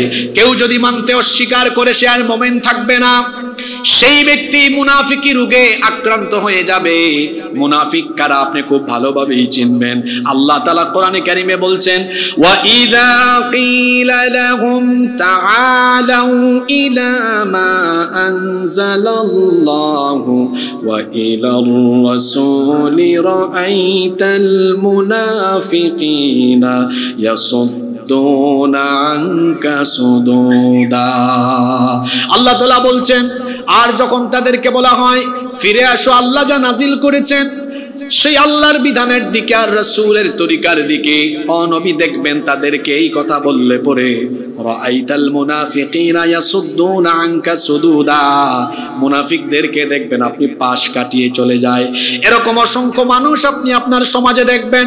মসজিদে জুমার দিনে ইমাম সাহেব খতিব সাহেব যদি বলেন, সম্মানিত মুসল্লিবৃন্দ আমাদের মসজিদ কোরআনের আইনে চলবে, সবার আগে সভাপতি সেক্রেটারি হাত তুলে বলবে হুজুর আপনার সাথে আমরা একমত, সব মুসল্লি একমত হয়ে যাবে।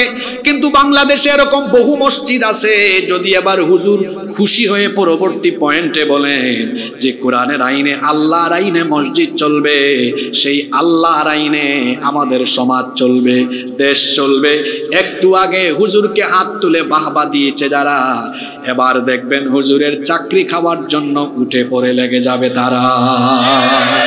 আশ্চর্য, আপনি না কোরআন দিয়ে মসজিদ চলুক এটা চান, তো কোরআন দিয়ে সমাজ আর রাষ্ট্র চলুক এটা চান না কেন? কোরআন দিয়ে রাষ্ট্র চললে, সমাজ চললে চোরেরা চুরি করতে পারবে না, ডাকাতরা ডাকাতি করতে পারবে না, দুর্নীতিবাজ লুটেরারা দুর্নীতি করতে পারবে না, লুটপাট করতে পারবে না। এজন্য আমার ভাষায় আমি বলি, অন্যায় আর অপরাধ জগৎকে নেতৃত্ব দেয় যারা, কোরআনের আইন প্রতিষ্ঠা হোক এটা চায় না তারা। কোরআনের আইন রাষ্ট্র ব্যবস্থায় কেন দরকার? 2 নম্বর এই পয়েন্ট মনে রাখতে হবে। যদি এটা কোরআনের আইন যদি রাষ্ট্র ব্যবস্থায় না থাকে, এরকম শত শত আয়াত কিতাবের পৃষ্ঠায় বন্দী থাকবে, বাস্তবায়ন হবে না। নাম্বার 3, কেন কোরআনের আইন রাষ্ট্র ব্যবস্থায় দরকার? কোরআনের আইন যদি রাষ্ট্র ব্যবস্থায় থাকে তাহলে সেই রাষ্ট্রে ন্যায় বিচার প্রতিষ্ঠা হবে। কারণ কোরআন দিয়ে বিচার ফয়সালা হলে সেই বিচারের নামে অবিচার হয় না। আল্লাহর নবী কি বলেছেন? মান ক্বালা বিহি সাদাকা, যে কোরআন থেকে কথা বলে সে সত্য কথা বলে। ওয়া মান আমিলা বিহি উজরা, যে কোরআন দিয়ে আমল করে তাকে পুরস্কার দান করেন কে? ওয়া মান হাকামা বিহি আদালা, যে কোরআন দিয়ে বিচার করে সে ন্যায় বিচার করে। কারণ কোরআনে কারিমে ন্যায় বিচারের আদেশ দিয়েছেন কে? আল্লাহ তাআলা বলছেন, ওয়া ইযা হাকামতুম বাইনান নাসি আন তাহকুমু বিল আদল। কোরআনে কারিমের 4 নম্বর সূরা নিসা এর 58 নম্বর আয়াতের মাঝখানে এটা আছে। আল্লাহ বলছেন, ও নবী যখন আপনি মানুষের মধ্যে বিচার ফয়সালা করবেন অবশ্যই আপনি ন্যায় বিচার করবেন। আবার আল্লাহ তাআলা সূরা নাহলের 90 নম্বর আয়াতে বলছেন, যেটা আপনারা প্রায় সময় জুমার দিনের খুতবায় শুনেন, ইন্নাল্লাহা ইয়া'মুরু বিল আদলি ওয়াল ইহসান ইলা আখিরিল আয়াহ। আল্লাহ বলছেন নিশ্চয়ই আল্লাহ তাআলা তোমাদেরকে ন্যায় বিচার করার আদেশ দিচ্ছেন। আল্লাহ তার নবীকে দিয়ে ন্যায় বিচার কায়েম করিয়ে পৃথিবীবাসীর জন্য দৃষ্টান্ত রেখে দিয়েছেন। কোরআনের রাষ্ট্রে কেমন ন্যায় বিচার হয় একটা ঘটনা খেয়াল করে শুনেন। মাখজুমিয়া গোত্রের কুরাইশে একজন নারী চুরির অপরাধে তিনি ধরা পড়লেন। আল্লাহর নবী তার বিচার করবেন। মদিনায় সাহাবায়ে কেরাম এই ঘটনাকে কেন্দ্র করে আলোচনায় মেতে উঠেছেন, কারণ এমন এক নারীকে চুরির অপরাধে গ্রেফতার করা হয়েছে, যেই নারী একজন সম্ভ্রান্ত বংশের নারী। সাহাবায়ে কেরাম জড়ো হয়ে সমবেত হয়ে আলাপ করছেন, যদি এই সম্ভ্রান্ত বংশের নারীকে চুরির অপরাধের কারণে আল্লাহর নবী কোরআনের আইন মোতাবেক হাত কাটার রায় দিয়ে দেন, ওই বংশের কোনো মান ইজ্জত থাকবে না, সম্মান থাকবে না। সাহাবায়ে কেরাম পরামর্শ করছেন, কোনো একজন নবীজির কাছে যাও, গিয়ে আল্লাহর নবীকে সুপারিশ করো যেন ওই বংশের মান ইজ্জত যেন বাঁচে, এজন্য যেন রায় একটু হালকা করে দেওয়া হয়। কিন্তু কে নবীজির কাছে যাবে? কারো সাহস হয় না। সাহাবায়ে কেরাম উসামা ইবনে যায়েদ রাদিয়াল্লাহু আনহুকে বললেন, হে আমাদের ভাই উসামা, মহব্বত করেন, তুমি নবীজির কাছে এই সুপারিশ নিয়ে যাও। উসামা ইবনে যায়েদ রাদিয়াল্লাহু আনহু এই সুপারিশ নিয়ে যখন আল্লাহর নবীর কাছে গেলেন, আল্লাহর নবী সাহাবীদেরকে ডেকে সঙ্গে সঙ্গে বললেন, ও আমার সাহাবীরা, এত বড় দুঃসাহস তোমাদের কেমনে হলো? শুধুমাত্র সম্ভ্রান্ত বংশের নারী হওয়ার কারণে তোমরা সুপারিশ করছো ওই নারীকে যেন আমি রায় দেওয়ার সময় রায় একটু হালকা করে দিই, এমন কথা কেমনে বলতে পারলে? আমার সাহাবীরা শোনো, আজকে যদি আদালতের কাঠগড়ায় এই নারী না হয় আমার নিজের মেয়ে ফাতেমাও হতো, বিচার করতে গিয়ে আমি আমার মেয়ের দিকে নজর দিয়ে বিচারের রায় হালকা করে দিতাম না, বরং আমার মেয়ে হলেও আমি কোরআনের বিধি মোতাবেক হাত কাটার রায় দিয়ে জল্লাদের হাতে দায়িত্ব দিতাম না, বরং আমি পাপ হয় আমার নিজের মেয়ের হাত নিজেই কেটে ফেলে দিতাম। আল্লাহু আকবার। এটা হলো কোরআন যে রাষ্ট্রে যে সমাজে থাকে, কোরআনিক সমাজের ন্যায় বিচার। আর যে সমাজে কোরআন থাকে না সেখানে নিরপরাধী ব্যক্তিকে নাটক বানায়া অপরাধী সাজানো হয়। আলেমদেরকে মসজিদ থেকে, বাড়ি থেকে, মাহফিল থেকে তুলে নিয়ে তারপরে ডিবি অফিসে, থানায় নিয়ে ককটেল, তারপরে বিভিন্ন বোমা অস্ত্রশস্ত্র সামনে রেখে নাটক করবে জঙ্গি ধরা হয়েছে। এরকম বাংলাদেশে হয় নাই তো? বাংলাদেশে হয় নাই তো? বিচারের নামে অবিচার করে বহু নিরপরাধ মানুষকে অন্যায়ভাবে হত্যা করা হয়েছে। বর্তমান সরকারকে বলবো, আপনারা দীর্ঘ সময় নিয়ে সংস্কারের কাজ করুন, তবে সংস্কারের কাজ করবেন পরে, খুনিদের খুনের বিচার করতে হবে আগে। যারা এই দেশের হাজার হাজার মায়ের বুক খালি করেছে, যারা জুলাই আগস্টে ঠান্ডা মাথায় আমাদের দেশের হাজার হাজার সন্তানদেরকে পাখির মতো গুলি করে হত্যা করেছে, সেই ঠান্ডা মাথার খুনিদেরকে দেশে এনে বিচার করে প্রত্যেক খুনিকে ফাঁসির কাস্তে ঝুলাতে হবে। কোন খুনিকে ক্ষমা করা হবে? সম্মানিত ভাইয়েরা,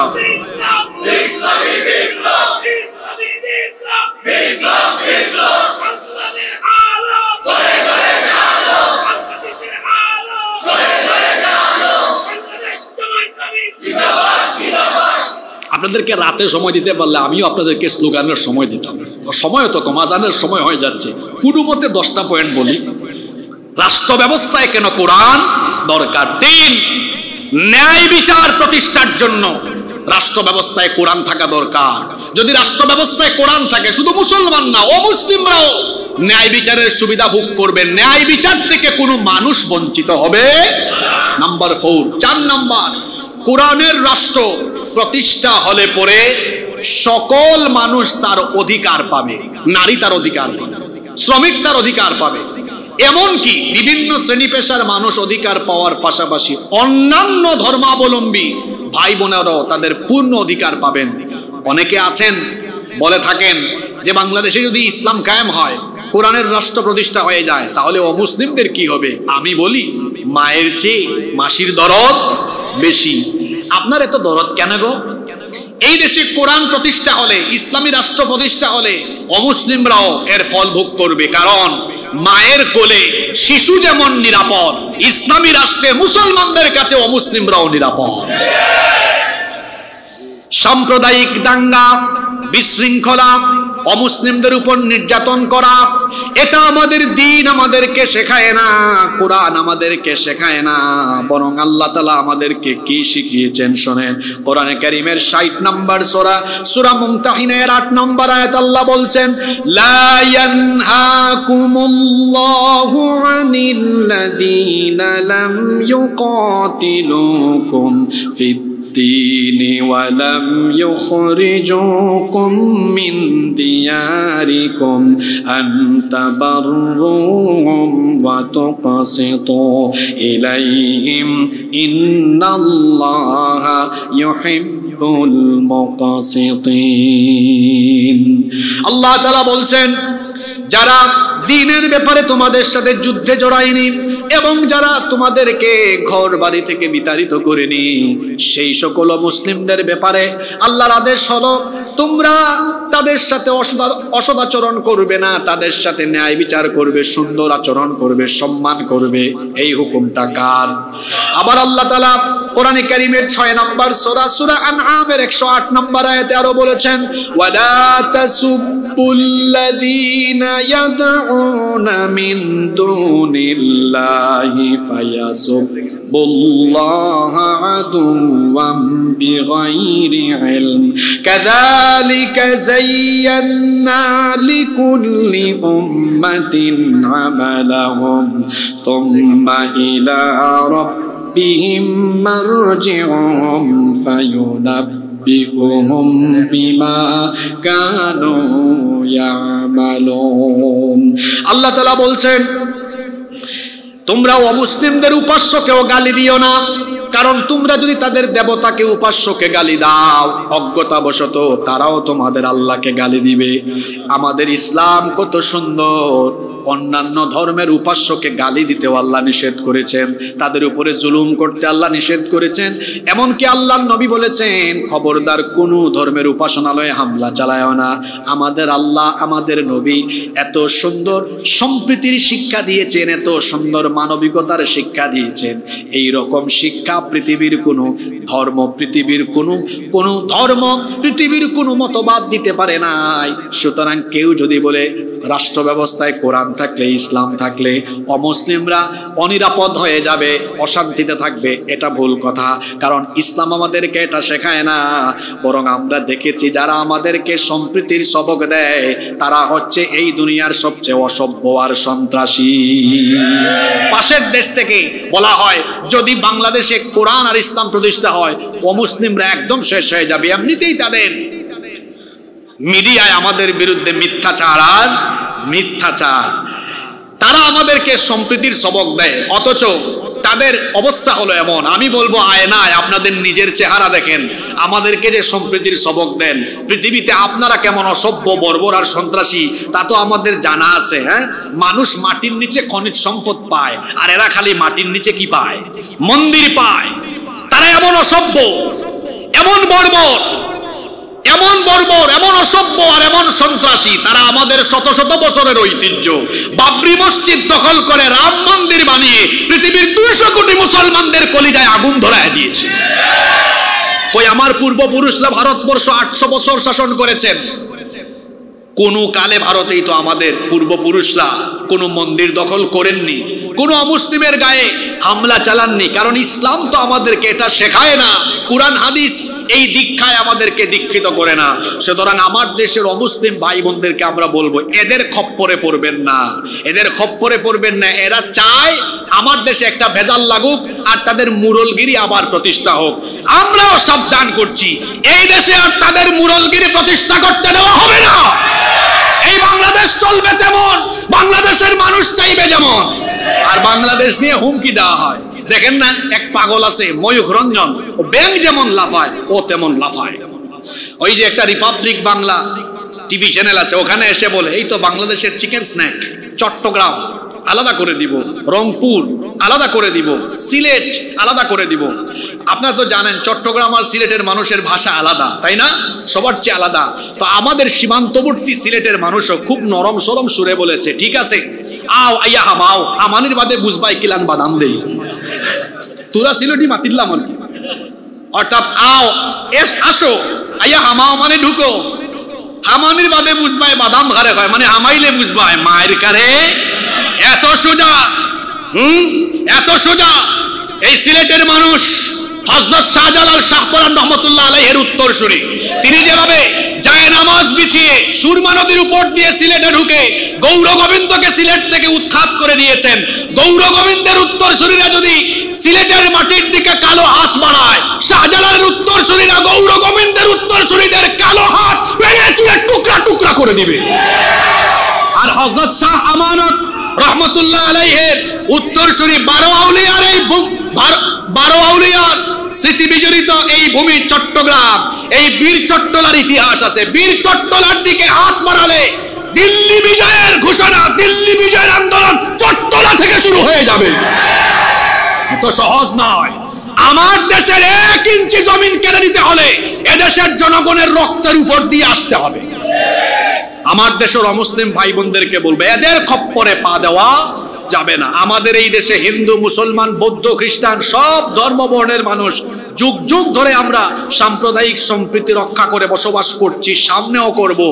এই দেশে কোন দেশের মুরলগিরি প্রতিষ্ঠা করতে দেওয়া হবে। নাম্বার 5 নাম্বার, রাষ্ট্র ব্যবস্থায় কোরআন এজন্য দরকার। রাষ্ট্র ব্যবস্থায় কোরআন থাকলে সকল মানুষ তাদের মত প্রকাশের স্বাধীনতা পাবে, ধর্ম পালনের স্বাধীনতাও পাবে। কারণ আল্লাহ তাআলা কোরআনে বলেছেন লাকুম দীনুকুম ওয়ালিয়া দিন। যদিও আমার দেশের একজন বলেছিলেন, বুখারী শরীফে আছে লাকুম দীনুকুম, এটা কি বুখারী শরীফে আছে? আর তার যে আশ্চর্য কথাবার্তা, কি আশ্চর্য কথাবার্তা! পার্লামেন্টে বললেন, আমি ফজরের সময় ঘুম থেকে উঠে সবার আগে কি খুঁজি? যায় নামাজ খুঁজি। নারায়ণগঞ্জে আরেক কুতুব পাওয়া গেছে, উনি রাতের বেলা 70 রাকাত তাহাজ্জুদ পড়ে। এইদিকে ফজরের পরে যায় নামাজ খুঁজে আরেকজন 70 রাকাত তাহাজ্জুদ পড়ে, আর সমান তালে আলেম উলামাদেরকে ভরে অন্যায়ভাবে জেলখানায় রাখে। এই হলো তাদের চরিত্র। আর অপব্যাখ্যা করে লাকুম দীনুকুম ওয়ালিয়া দিন, ধর্ম যার উৎসব সবার। লাকুম দীনুকুম ওয়ালিয়া দিনের কি এটা অর্থ? ধর্ম যার, তোমার ধর্ম তোমার, আমার দিন আমার। আমার ও মুসলিম ভাই বোনদেরকে আমি বলবো, এদের খপ্পরে পা দিবেন না। এরা চিরকাল আপনাদেরকে নিয়ে রাজনীতি করে তাদের ফায়দা হাসিল করে, কিন্তু কোরআন যদি প্রতিষ্ঠা হয়, যে যার ধর্ম পালন করবে, কাউকে বাধা দেওয়া হবে না। লা ইকরাহা ফিদ্দীন, দিনের ব্যাপারে কোনো জোর জবরদস্তি নাই। সুতরাং রাষ্ট্র ব্যবস্থায় যদি কোরআন থাকে, অন্যান্য ধর্মাবলম্বী লোকেরা নিরাপদে নির্বিঘ্নে তাদের ধর্ম পালন করবে, এতে কারো কোনো বিঘ্নতা বা অসুবিধা হবে না। এমনকি মত প্রকাশেরও সুযোগ দেওয়া হবে। আমার দেশে আপনারা দেখেছেন, গত 15 বছর মত প্রকাশ তো দূরের কথা, স্বাধীনভাবে মানুষ ধর্ম চর্চাও করতে পারে না। এ ধরনের মাহফিল আয়োজন করা এটা বিরাট বড় চ্যালেঞ্জের ব্যাপার ছিল। যারা আয়োজন করত তাদেরকে আবার ডাকানো হইতো। আর আপনাদের এলাকায় এরকম এক কুতুব ছিলেন, যিনি আলেম নামদারি এক আবু জাহাল। আমি যখন গত বছর সাতকানিয়া এসে উনাকে নিয়ে হালকা কথা বললাম যে তিনি বহু আলেমকে বলেছেন সাতকানিয়ায় ঢুকতে দিবেন না। আমি আর আমার উস্তাদ ডক্টর বিএম মফিজুর রহমান আজহারি হাফিজাহুল্লাহ ওয়া রাআ দুজনই এসেছি। বহু সময় আমরা আসতে পারি নাই, আসার পরে বললাম, তিনি বলেছিলেন এই আলেমদেরকে আসতে দেওয়া হবে না, আমাদেরকেও নিষেধ করেছিলেন আসতে দেওয়া হবে না। কিন্তু আল্লাহর কি গজব বলল, তিনি এখন নিজেই আর সাতকানিয়ায় আসতে পারেন না। তারপরে চট্টগ্রাম গিয়ে আমার উস্তাদদেরকে ডাকালেন, তাকে বলেন তার সনদ বাতিল করা হবে, এই বক্তব্য প্রত্যাহার করে সে যেন ক্ষমা চায়।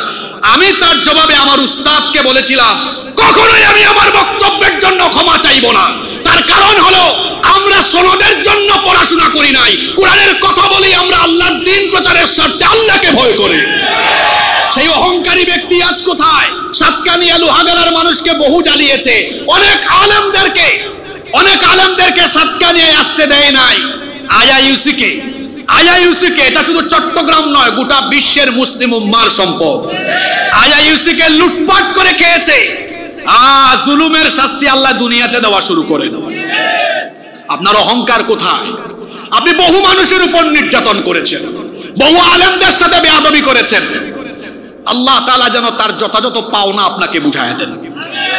সম্মানিত ভাইয়েরা, রাষ্ট্র ব্যবস্থায় কোরআন এজন্য দরকার। 5 নম্বর পয়েন্ট বললাম, সব ধর্ম বর্ণের মানুষ তার ধর্ম এবং মত প্রকাশের স্বাধীনতা পাবে। নাম্বার 6 নম্বর, রাষ্ট্র ব্যবস্থায় কোরআন থাকলে সমাজ থেকে অন্যায় অপরাধ একেবারে ধীরে ধীরে কমতে কমতে নির্মূল হয়ে যাবে। আপনারা বলেন তো, চুরি, ডাকাতি, ধর্ষণ, হত্যাকাণ্ড এবং বিভিন্ন অন্যায় অপরাধের শাস্তি যদি কোরআন দিয়ে প্রয়োগ করা হয়, দিন দিন অপরাধ বাড়বে না কমবে? আপনারা আপনাদের দেশের আইন দিয়ে বিচার করেন তো, চুরি বাড়ে না। চোর ও চুরি করে জেলে যায়, জেল থেকে আদালত পাড়ায় গেলে আবার প্রিজন ভ্যানে উঠার আগে হাত নাড়ায়, বুঝায় দেয় আমি সামনে আসলে আরো খবর আছে। আমার দেশে তো 2 জাতের চোর আছে, অভাবের আর স্বভাবের। এক লোক, তার ঘরে খাবার নাই, যাচ্ছে ফসলের মাঠ দিয়ে, পাইছে কিছু সবজি টবজি নিয়ে চলে যাচ্ছে চুরি করে, এটা অভাবের চোর, পেটে খাবার নাই। আর রাষ্ট্র তাকে গাড়ি দিয়েছে, ব্যবহার করার বাড়ি দিয়েছে, বেতন দেয়, ভাতা দেয়, তারপরেও কলমের খোঁচায় চুরি করে, দুর্নীতি করে, লুটপাট করে জনগণের মাল খায়, এটা অভাবের চোর না স্বভাবের চোর? আমার দেশে অভাবের চোর বেশি না স্বভাবের চোর বেশি? ছাত্র জনতা জুলাই আগস্টের অভ্যুত্থানে রক্ত দিয়েছে, জীবন দিয়েছে, এই স্বভাবের চোরদেরকে বাংলাদেশ থেকে উৎখাত করে ন্যায় ইনসাফ ভিত্তিক রাষ্ট্র পাওয়ার জন্য সেখানে যোগ্য সৎ মানুষকে বসাতে হবে, আর যোগ্য আর সৎ মানুষকে বসাতে হলে কোরআনওয়ালাদেরকে সেখানে নিয়ে যেতে হবে, এছাড়া কোনো বিকল্প নাই। তো বলছিলাম, কোরআন দিয়ে বিচার প্রয়োগ আরম্ভ হলে অপরাধ দিন দিন কমবে। আপনি একটা চুরির বিচার কোরআন দিয়ে করেন, একটা হাত কেটে দেন না, দেখবেন দেশের সবগুলা ছেঁচড়া চোর তারের মতো সোজা হয়ে যাবে। রাষ্ট্র ব্যবস্থায় কোরআন এজন্য দরকার, অপরাধ নির্মূল হয়ে যাবে, কমে যাবে যদি রাষ্ট্র ব্যবস্থায় কোরআন থাকে ইনশাআল্লাহ। নাম্বার 7, 7 নাম্বার, এখানে অনেকে আছেন বা পরবর্তীতে যারা এই বক্তব্য ইন্টারনেটে শুনবেন, অনেকে বেকার আছেন, বেকার, অনেকের পয়সা নাই, বেকার আছেন। তো শোনেন, রাষ্ট্র ব্যবস্থায় কোরআন থাকলে দেশে একজন মানুষও গরিব থাকবে না। আজকের পুরা ওয়াজ মনে রাখতে পারেন আর না পারেন আমার অসুবিধা নাই, আল্লাহর ওয়াস্তে এই 2 মিনিটের কথাগুলো স্মৃতিপটে ধরে রাখার চেষ্টা করেন। আল্লাহ সবাইকে স্মৃতিতে ধারণ করার তৌফিক দাও। রাষ্ট্র ব্যবস্থায় কোরআন থাকলে গরিব মানুষের সবচেয়ে বেশি লাভ হবে। দেখা যাবে আসলে পেটে ক্ষুধা রেখে তো নামাজেও মনোযোগ আসে না, আগে মানুষের পেটে কি দিতে হবে? খাবার দিতে হবে। এজন্য ইসলাম কি সুন্দর ফর্মুলা দিয়েছে। রাষ্ট্র ব্যবস্থায় যদি কোরআন থাকে আর আল্লাহর কোরআনের জাকাতের ফর্মুলা গ্রহণ করে যদি সেন্ট্রালি জাকাত কালেকশন করে জাকাত সেন্ট্রালি ডিস্ট্রিবিউট করা হয়, তাহলে দেখা যাবে সময়ের ব্যবধানে এই দেশে গরিবী হালত, দারিদ্রতা, অভাব অনটন কেটে গিয়ে এই দেশ দারিদ্র্যমুক্ত, ক্ষুধামুক্ত একটি সুন্দর দেশে পরিণত হয়ে যাবে ইনশাআল্লাহ। ছোট্ট করে উদাহরণ দেই তাহলে আপনি বুঝবেন। মনে করুন, আমি 2টা উদাহরণ দিই, একটা আপনার এলাকা দিয়ে, তারপর দেশ দিয়ে। মনে করেন আপনার এই সমাদার পাড়া, আপনাদের সাতকানিয়ার মানুষ তো ধনী, অনেক ধনী মানুষ। মনে করেন এই এলাকায় আপনি যাদের উপর জাকাত ফরজ, আপনারা একটা সামাজিক সংগঠন বা এই মসজিদের কমিটি থেকে জাকাত কালেকশন করলেন। মনে করেন এই এলাকা থেকে কালেকশন করে পাইলেন আগামী রমজান মাসে 10 লক্ষ টাকা। আপনি চাইলে 10 লক্ষ টাকা 500 টাকা করে দিয়ে আপনি কমপক্ষে কত 2000 মানুষকে দিতে পারবেন, কিন্তু এতে করে জাকাতের উদ্দেশ্য পূরণ হবে না। আজানটা শেষ হোক, তারপরে বলবো ইনশাআল্লাহ। আমি 5 মিনিটের মধ্যে শেষ করে দেব।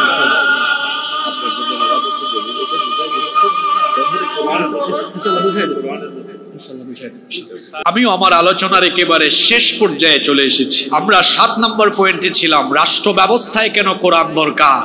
রাষ্ট্র ব্যবস্থায় যদি কোরআন থাকে তাহলে সমাজে, রাষ্ট্রে কোনো গরিব মানুষ থাকবে না, দারিদ্রতা থাকবে না, ক্ষুধা থাকবে না, ক্ষুধামুক্ত, দারিদ্রতা মুক্ত একটি সোনালী দেশ আমরা পাবো ইনশাআল্লাহ। আল্লাহ তাআলা দারিদ্রতা নিরসনের জন্য, দারিদ্রতা দূরীকরণের জন্য জাকাতের ফর্মুলা দিয়েছেন, কিন্তু আজ বড় দুঃখ করে বলতে হয় জাকাতেরই ফর্মুলা আমাদের সমাজে, আমাদের দেশে উপেক্ষিত। মানুষ জাকাতের উদ্দেশ্যও জানে না এবং সঠিকভাবে জাকাত আদায়ও করে না। দেখা যায় অনেকে অনুমান করে জাকাত দেয়, তারপরে জাকাতের শাড়ি লুঙ্গি কিনে লাইন ধরায়া মানুষকে শাড়ি আর লুঙ্গি দেয়।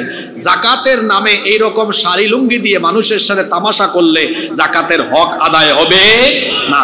জাকাত আল্লাহ তাআলা এই বিধান দিয়েছেন দারিদ্রতা, বেকারত্ব দূরীকরণের জন্য। রাষ্ট্র ব্যবস্থায় কোরআন থাকলে কোরআনের এই জাকাত ভিত্তিক ফর্মুলা যদি প্রয়োগ করা হয় আর সেন্ট্রালি, কেন্দ্রীয়ভাবে যদি জাকাত কালেকশন করে ডিস্ট্রিবিউট করা হয় জাকাতের খাতে, দেখা যাবে সমাজে কোনো দরিদ্র মানুষ থাকবে না ইনশাআল্লাহ। আপনাদেরকে উদাহরণ দেই। মনে করুন আপনার এই সমাদারপাড়া এলাকায় মসজিদ কমিটি এই এলাকার জাকাত কালেকশন করলো। আমি ছোট্ট করে উদাহরণ দিই বোঝার সুবিধার্থে। মনে করেন 2 লক্ষ টাকা জমা হলো। এখন এই 2 লক্ষ টাকা আপনি চাইলে 500 টাকা করে দিয়ে 400 মানুষকে দিতে পারবেন, কিন্তু 500 জন মানুষ, আপনি 400 জন মানুষকে যদি 500 টাকা করে দেন, বলেন তো এদের দারিদ্রতা কি চলে যাবে? এক বেলা খাবে, পরের বেলা আবার গরিবী হালত তার থেকে যাবে। কিন্তু আপনি যদি এই 2 লক্ষ টাকা 4 জন বা 2 জন মানুষকে দেন, একজন বিধবা নারীকে ডেকে এনে একটা সেলাই মেশিন কিনে দিলেন, আরেকজন অসহায় মানুষকে একটা অটোরিকশা বা টমটম কিনে দিলেন, আরেকজনকে ছোট্ট একটা দোকান করে দিলেন, 2 লক্ষ টাকা যদি এই 3 জন গরিব মানুষের মধ্যে বন্টন করে তার বেকারত্ব ঘুচিয়ে দেন, আপনারা বলেন তো পরবর্তী বছর কি এই 3 জন মানুষ আর জাকাত খাওয়ার উপযুক্ত থাকবে? জোরে বলেন থাকবে?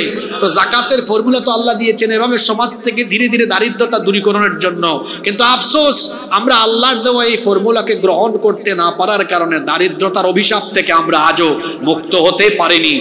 যদি এই দেশে কোরআনের বিধান প্রতিষ্ঠা হয়, আল্লাহ যেন করে দেন, বলেন আমিন, তাহলে এই দেশে একটা জাকাত মিনিস্ট্রি যদি থাকে, জাকাত মিনিস্ট্রিতে যদি ইসলামী অর্থনীতিতে পারদর্শী উলামা মাশায়েখ বিজ্ঞজনদের দ্বারা সেটা যদি পরিচালনা হয়, তাদের কাছে গোটা দেশের মুসলমানদের সম্পদের হিসাব থাকবে।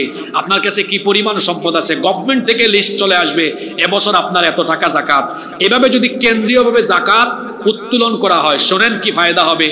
বুঝার সুবিধার্থে ছোট্ট করে একটা উদাহরণ দিই। যদিও আমার বিবেক বলে, আমার মেধা বলে যে বাংলাদেশে যদি সঠিকভাবে জাকাত উত্তোলন করা যায়, প্রতি বছর অন্তত পক্ষে কমপক্ষে 7 থেকে 8 হাজার কোটি টাকা উত্তোলন করা যাবে। কিন্তু বুঝার সুবিধার্থে ছোট করে আমি আপনাদেরকে উদাহরণ দিই। মনে করেন 2025-26 এই সেশনে 1,40,000 কোটি টাকা সেন্ট্রালি জাকাত উত্তোলন করা হলো, 1,40,000 কোটি টাকা। তাহলে 1,40,000 কোটি টাকা আপনি কিভাবে সুন্দরভাবে কিভাবে ডিস্ট্রিবিউট করে দারিদ্রতা দূর করতে পারবেন? আপনি এই দেশের বাংলাদেশের 70 লক্ষ বেকার যুবকদেরকে ধরে আনেন, 70 লক্ষ বেকার ছেলেদেরকে এনে প্রত্যেকের হাতে 2 লক্ষ টাকা দেন, আর মিনিস্ট্রি থেকে আবার অডিট নিযুক্ত করেন যাতে এরা এই টাকাগুলো ভালোভাবে কাজে লাগায় কিনা। 70 লক্ষ মানুষের হাতে 2 লক্ষ করে টাকা দিলে এরা যদি এই টাকা দিয়ে কোনো ছোটখাটো ব্যবসা বাণিজ্য বা যে কোনো কাজ আরম্ভ করে, আপনাদের কি মনে হয় পরবর্তী বছর এই 70 লক্ষ মানুষ আবার জাকাত খাওয়ার জায়গায় থাকবে, নাকি সবাই স্বাবলম্বী হতে পারবে? এইভাবে করে যদি 5 বছর, 6 বছর, 8 বছর, 10 বছর চালানো যায়, চ্যালেঞ্জ করে আমি বলে গেলাম 10 বছর পরে বাংলাদেশে একজন গরিব মানুষ কোথাও খুঁজেও পাওয়া যাবে না। পৃথিবীতে কি এই রকম পরিস্থিতি কখনো এসেছিল? হ্যাঁ, এসেছিল। হযরত ওমর ইবনে আব্দুল আজিজ রাহমাতুল্লাহ আলাইহির জামানায় যাকাতের টাকা নিয়ে মানুষ রাস্তায় রাস্তায় ঘুরেছে, কিন্তু যাকাত দেওয়ার মতো কোনো মানুষ খুঁজে পায় নাই। এদেশের সকল দল মতের মানুষকে আমরা বলবো, এই দেশ থেকে দারিদ্রতা, ক্ষুধা, অভাব, অনটন দূর করতে হলে আসুন দল মত ভুলে গিয়ে সবাই রাষ্ট্র ব্যবস্থায় আল্লাহর বিধান এই কোরআনকে নিয়ে যায়। কোরআনের ফর্মুলা, এই যাকাত ভিত্তিক ফর্মুলা গ্রহণ করলে পরে এই দেশে অভাব থাকবে না, অনটন থাকবে না, ক্ষুধা থাকবে না, দারিদ্রতা মুক্ত, ক্ষুধা মুক্ত বাংলাদেশ পেয়ে যাব ইনশাআল্লাহ। আল্লাহ তো সেই কথাই বলছেন, রাষ্ট্র ব্যবস্থায় যদি আমি মুমিনদেরকে বসায় দেই তাহলে তারা যাকাত ভিত্তিক অর্থনীতি গ্রহণ করবে। আল্লাযীনা ইম্মাক্কান্নাহুম ফিল আরদি আকামুস সালাতা ওয়া আতাউজ যাকাতা ওয়া আমারু বিল মা'রুফি ওয়া নাহাউ আনিল মুনকার ওয়ালিল্লাহি আকিবাতুল উমুর। আর আমি যদি জমিনে মুমিনদেরকে ক্ষমতা দান করি, তারা 1 নম্বরে নামাজ কায়েম করবে, 2 নম্বরে তারা যাকাত আদায় করবে। এর পরেরটা তো আমাদের সমাজে প্রতিষ্ঠা নাই। সৎ কাজের আদেশ দিবে, অসৎ কাজের নিষেধ দিবে। আপনারা একদম দিল সাফ করে বলেন তো, সত্য কথাটা বলেন, বাংলাদেশে কি আমরা সৎ কাজের জন্য আমরা কি দেশের সর্বোচ্চ জায়গায় আদেশ করতে পারি না অনুরোধ জানাতে পারি? জোরে বলেন, কি জানাতে পারি? অনুরোধ। মহামান্য বা মাননীয় সরকার, আপনি এই কাজটা করার অনুরোধ রইল। শিক্ষা ব্যবস্থা থেকে এই বিতর্কিত জিনিস বাদ দেওয়ার অনুরোধ রইল। আমার উস্তাদ তুল্য অনেক আলেম ওলামাদেরকে ডানে বামে রেখে সাক্ষ্য রেখে আমি বলছি, এই যে আল্লাহ কোরআনের বহু জায়গায় বললেন তা'মুরুনা বিল মা'রুফ, এটা তো আমরের সিগা। আল্লাহ তো আদেশ দিয়েছেন। ইসলাম তো আদেশের জায়গায় থাকবে, অনুরোধের জায়গায় নয়। কিন্তু আমরা বাংলাদেশের মুসলমানরা কোরআনকে তেলাওয়াত করে মসজিদে মাদ্রাসায় রেখে রাষ্ট্র ব্যবস্থায় তাগুত আর শয়তানের মতবাদ রাখার কারণে আমরা সৎ কাজে আদেশ দিতে পারি না, অনুরোধ করতে পারি। যদি আমরা এই কোরআনকে মসজিদ মাদ্রাসায় রাখার পাশাপাশি পার্লামেন্ট, সেক্রেটারিয়েট আর বঙ্গভবনে রাখতে পারি, অনুরোধ করে নয়, আদেশ দিয়ে দিয়ে অন্যায় বন্ধ করে সব ভালো কাজকে প্রতিষ্ঠা করা হবে। আমরা কি সেই জায়গায় নিয়ে যেতে পেরেছি? নিয়ে যেতে পারি নাই। আল্লাহ যেন ওই জায়গায় নিয়ে যাওয়ার তৌফিক আমাদেরকে দেন, সবাইকে ঐক্যবদ্ধ বানায় দেন আল্লাহ, বলেন আমিন। সময় অবরকম। 8, রাষ্ট্র ব্যবস্থায় কোরআনের জন্য দরকার। রাষ্ট্র ব্যবস্থায় কোরআন থাকলে পরে কোরআনওয়ালারা প্রত্যেকটি জায়গায় যখন বসবে তখন সেখানে দুর্নীতি থাকবে না, লুটপাট থাকবে না, জবাবদিহিতার অনুভূতি আর আখিরাতের ভয় নিয়ে যখন তারা দায়িত্ব পালন করবে, দেশ তখন দ্রুত গতিতে এগিয়ে যাবে। কারণ কোরআনওয়ালাদের চরিত্র হয় এমন। হযরত ওমর ইবনে খাত্তাব রাদিয়াল্লাহু আনহুর একটা ঘটনা আপনাদেরকে শোনাই। ওমর ইবনে খাত্তাব রাদিয়াল্লাহু আনহু অর্ধ দুনিয়া শাসন করেছেন। সেই যুগে তো এরকম বিদ্যুৎ ছিল না, মোমবাতির আলো জ্বালিয়ে তিনি কাজ করছিলেন। এমন সময় তার কিছু আত্মীয় স্বজন দেখা করতে এসে দরজায় নক করলেন, ভেতরে ঢোকার অনুমতি চাইলেন। তিনি তাদেরকে দাঁড় করিয়ে দিলেন। এরপরে তার সামনে থাকা মোমবাতির আগুন ফু দিয়ে নিভিয়ে নতুন আর একটা মোমবাতিতে আগুন জ্বালালেন। এরপরে বললেন, এবার তোমরা ভেতরে আসো। ভেতরে ঢুকেই তারা জানতে চাইলেন, আমিরুল মুমিনিন, আপনার সামনে তো মোমবাতিতে আগুন ধরানো ছিল, ফু দিয়ে নিভিয়ে নতুন করে আরেকটা মোমবাতি জ্বালালেন কেন? তিনি বললেন, দেখো, তোমরা আসার আগ পর্যন্ত জনগণের টাকায়, রাষ্ট্রের টাকায় কেনা মোমবাতির আগুন জ্বালিয়ে আমি জনগণের কল্যাণে রাষ্ট্রীয় কাজ করছিলাম। তোমরা যখন ভেতরে ঢোকার জন্য অনুমতি চাইলে চিন্তা করলাম, জনগণের টাকায়, রাষ্ট্রের টাকায় কেনা মোমবাতির আগুন জ্বালিয়ে তোমাদের সাথে যদি আমি আত্মীয় স্বজন হিসাবে কথাবার্তা বলে সময় নষ্ট করি, রাষ্ট্রের সম্পদ নষ্ট হবে, জনগণের দেওয়া আমানতের দায়িত্বের খেয়ানত হবে। সবচেয়ে বড় কথা হলো আল্লাহর সামনে আমাকে জালিম হয়ে জালিমের কাতারে দাঁড়াতে হবে।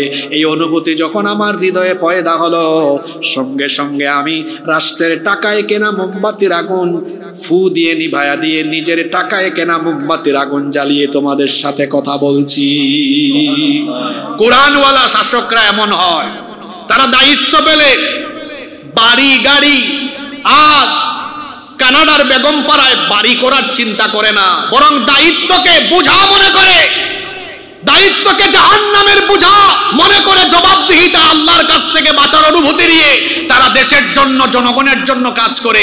এই রকম মানুষরা যতদিন পর্যন্ত এই দেশের সর্বনিম্ন থেকে সর্বোচ্চ জায়গা পর্যন্ত না বসবে, এই দেশে শুধু রাজনীতির পালা বদল হবে, দল বদল হবে, মানুষের ভাগ্যের পরিবর্তন হবে না। এজন্য সেই জায়গাগুলোতে কোরআনওয়ালা লোকদেরকে নিয়ে যেতে হবে ইনশাআল্লাহ। নাম্বার 9, রাষ্ট্র ব্যবস্থায় কেন কোরআন দরকার? রাষ্ট্র ব্যবস্থায় কোরআন এজন্য দরকার, এটা রাসূলুল্লাহ সাল্লাল্লাহু আলাইহি ওয়াসাল্লামের সুন্নত।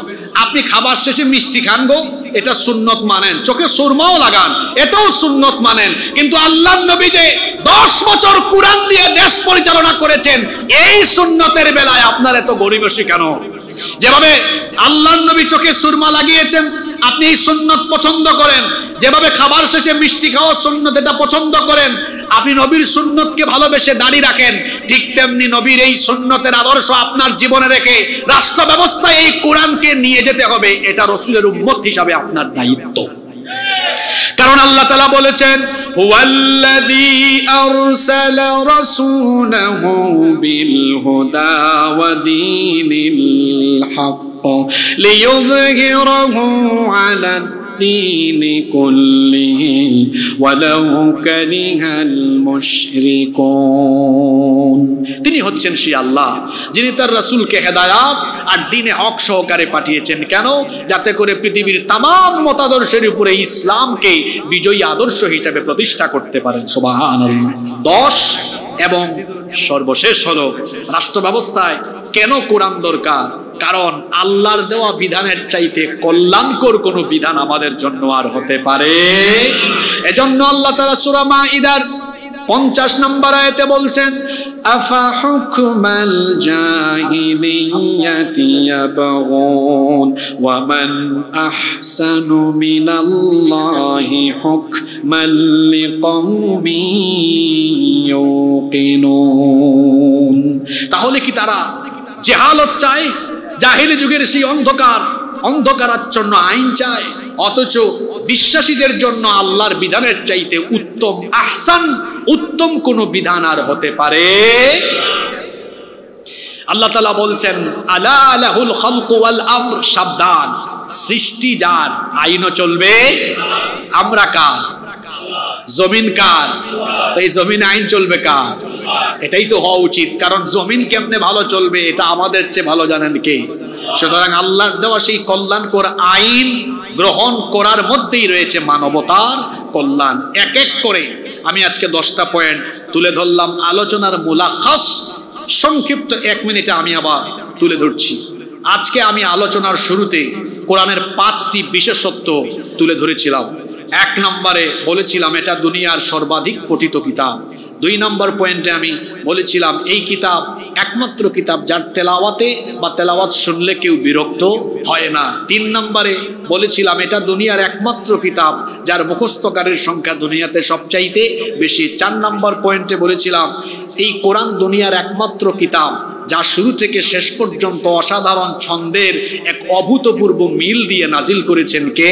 5 নম্বরে বলেছিলাম কিয়ামত পর্যন্ত কোরআনের কার্যকারিতা ফুরিয়ে যাবে না, এমনকি বিজ্ঞানের যুগে কোরআনের সাথে বিজ্ঞানের কোনো দ্বন্দ্ব কেউ খুঁজে বের করতে পারবে না। এরপরে আমি এই কোরআন কেন দেওয়া হয়েছে তার উপর সংক্ষিপ্ত কথা বলে রাষ্ট্র ব্যবস্থায় আল্লাহর নবী কোরআনকে নিয়ে গিয়েছিলেন সেই পয়েন্টে কথা বলতে গিয়ে বলেছি যে 10টি কারণে রাষ্ট্র ব্যবস্থায় কোরআন দরকার। 1 নম্বর বলেছি কোরআনের আইন হলো অপরিবর্তনীয়। 2 নম্বর বলেছি রাষ্ট্র ব্যবস্থায় কোরআন না থাকলে কোরআনের শত শত আয়াত কিতাবের পৃষ্ঠায় বন্দী থাকবে, বাস্তবায়ন হবে না। 3 নম্বরে বলেছি কোরআনের বিধান রাষ্ট্র ব্যবস্থায় জন্য দরকার, কোরআনের বিধান থাকলে ন্যায় বিচার প্রতিষ্ঠা হবে। 4 নম্বরে বলেছি সকল ধর্মের মানুষ তাদের অধিকার পাবে। 5 নম্বরে বলেছি সকল শ্রেণী পেশার মানুষ তার অধিকার পাবে। 6 নম্বরে বলেছি সমাজ থেকে অন্যায় অপরাধ নির্মূল হয়ে যাবে।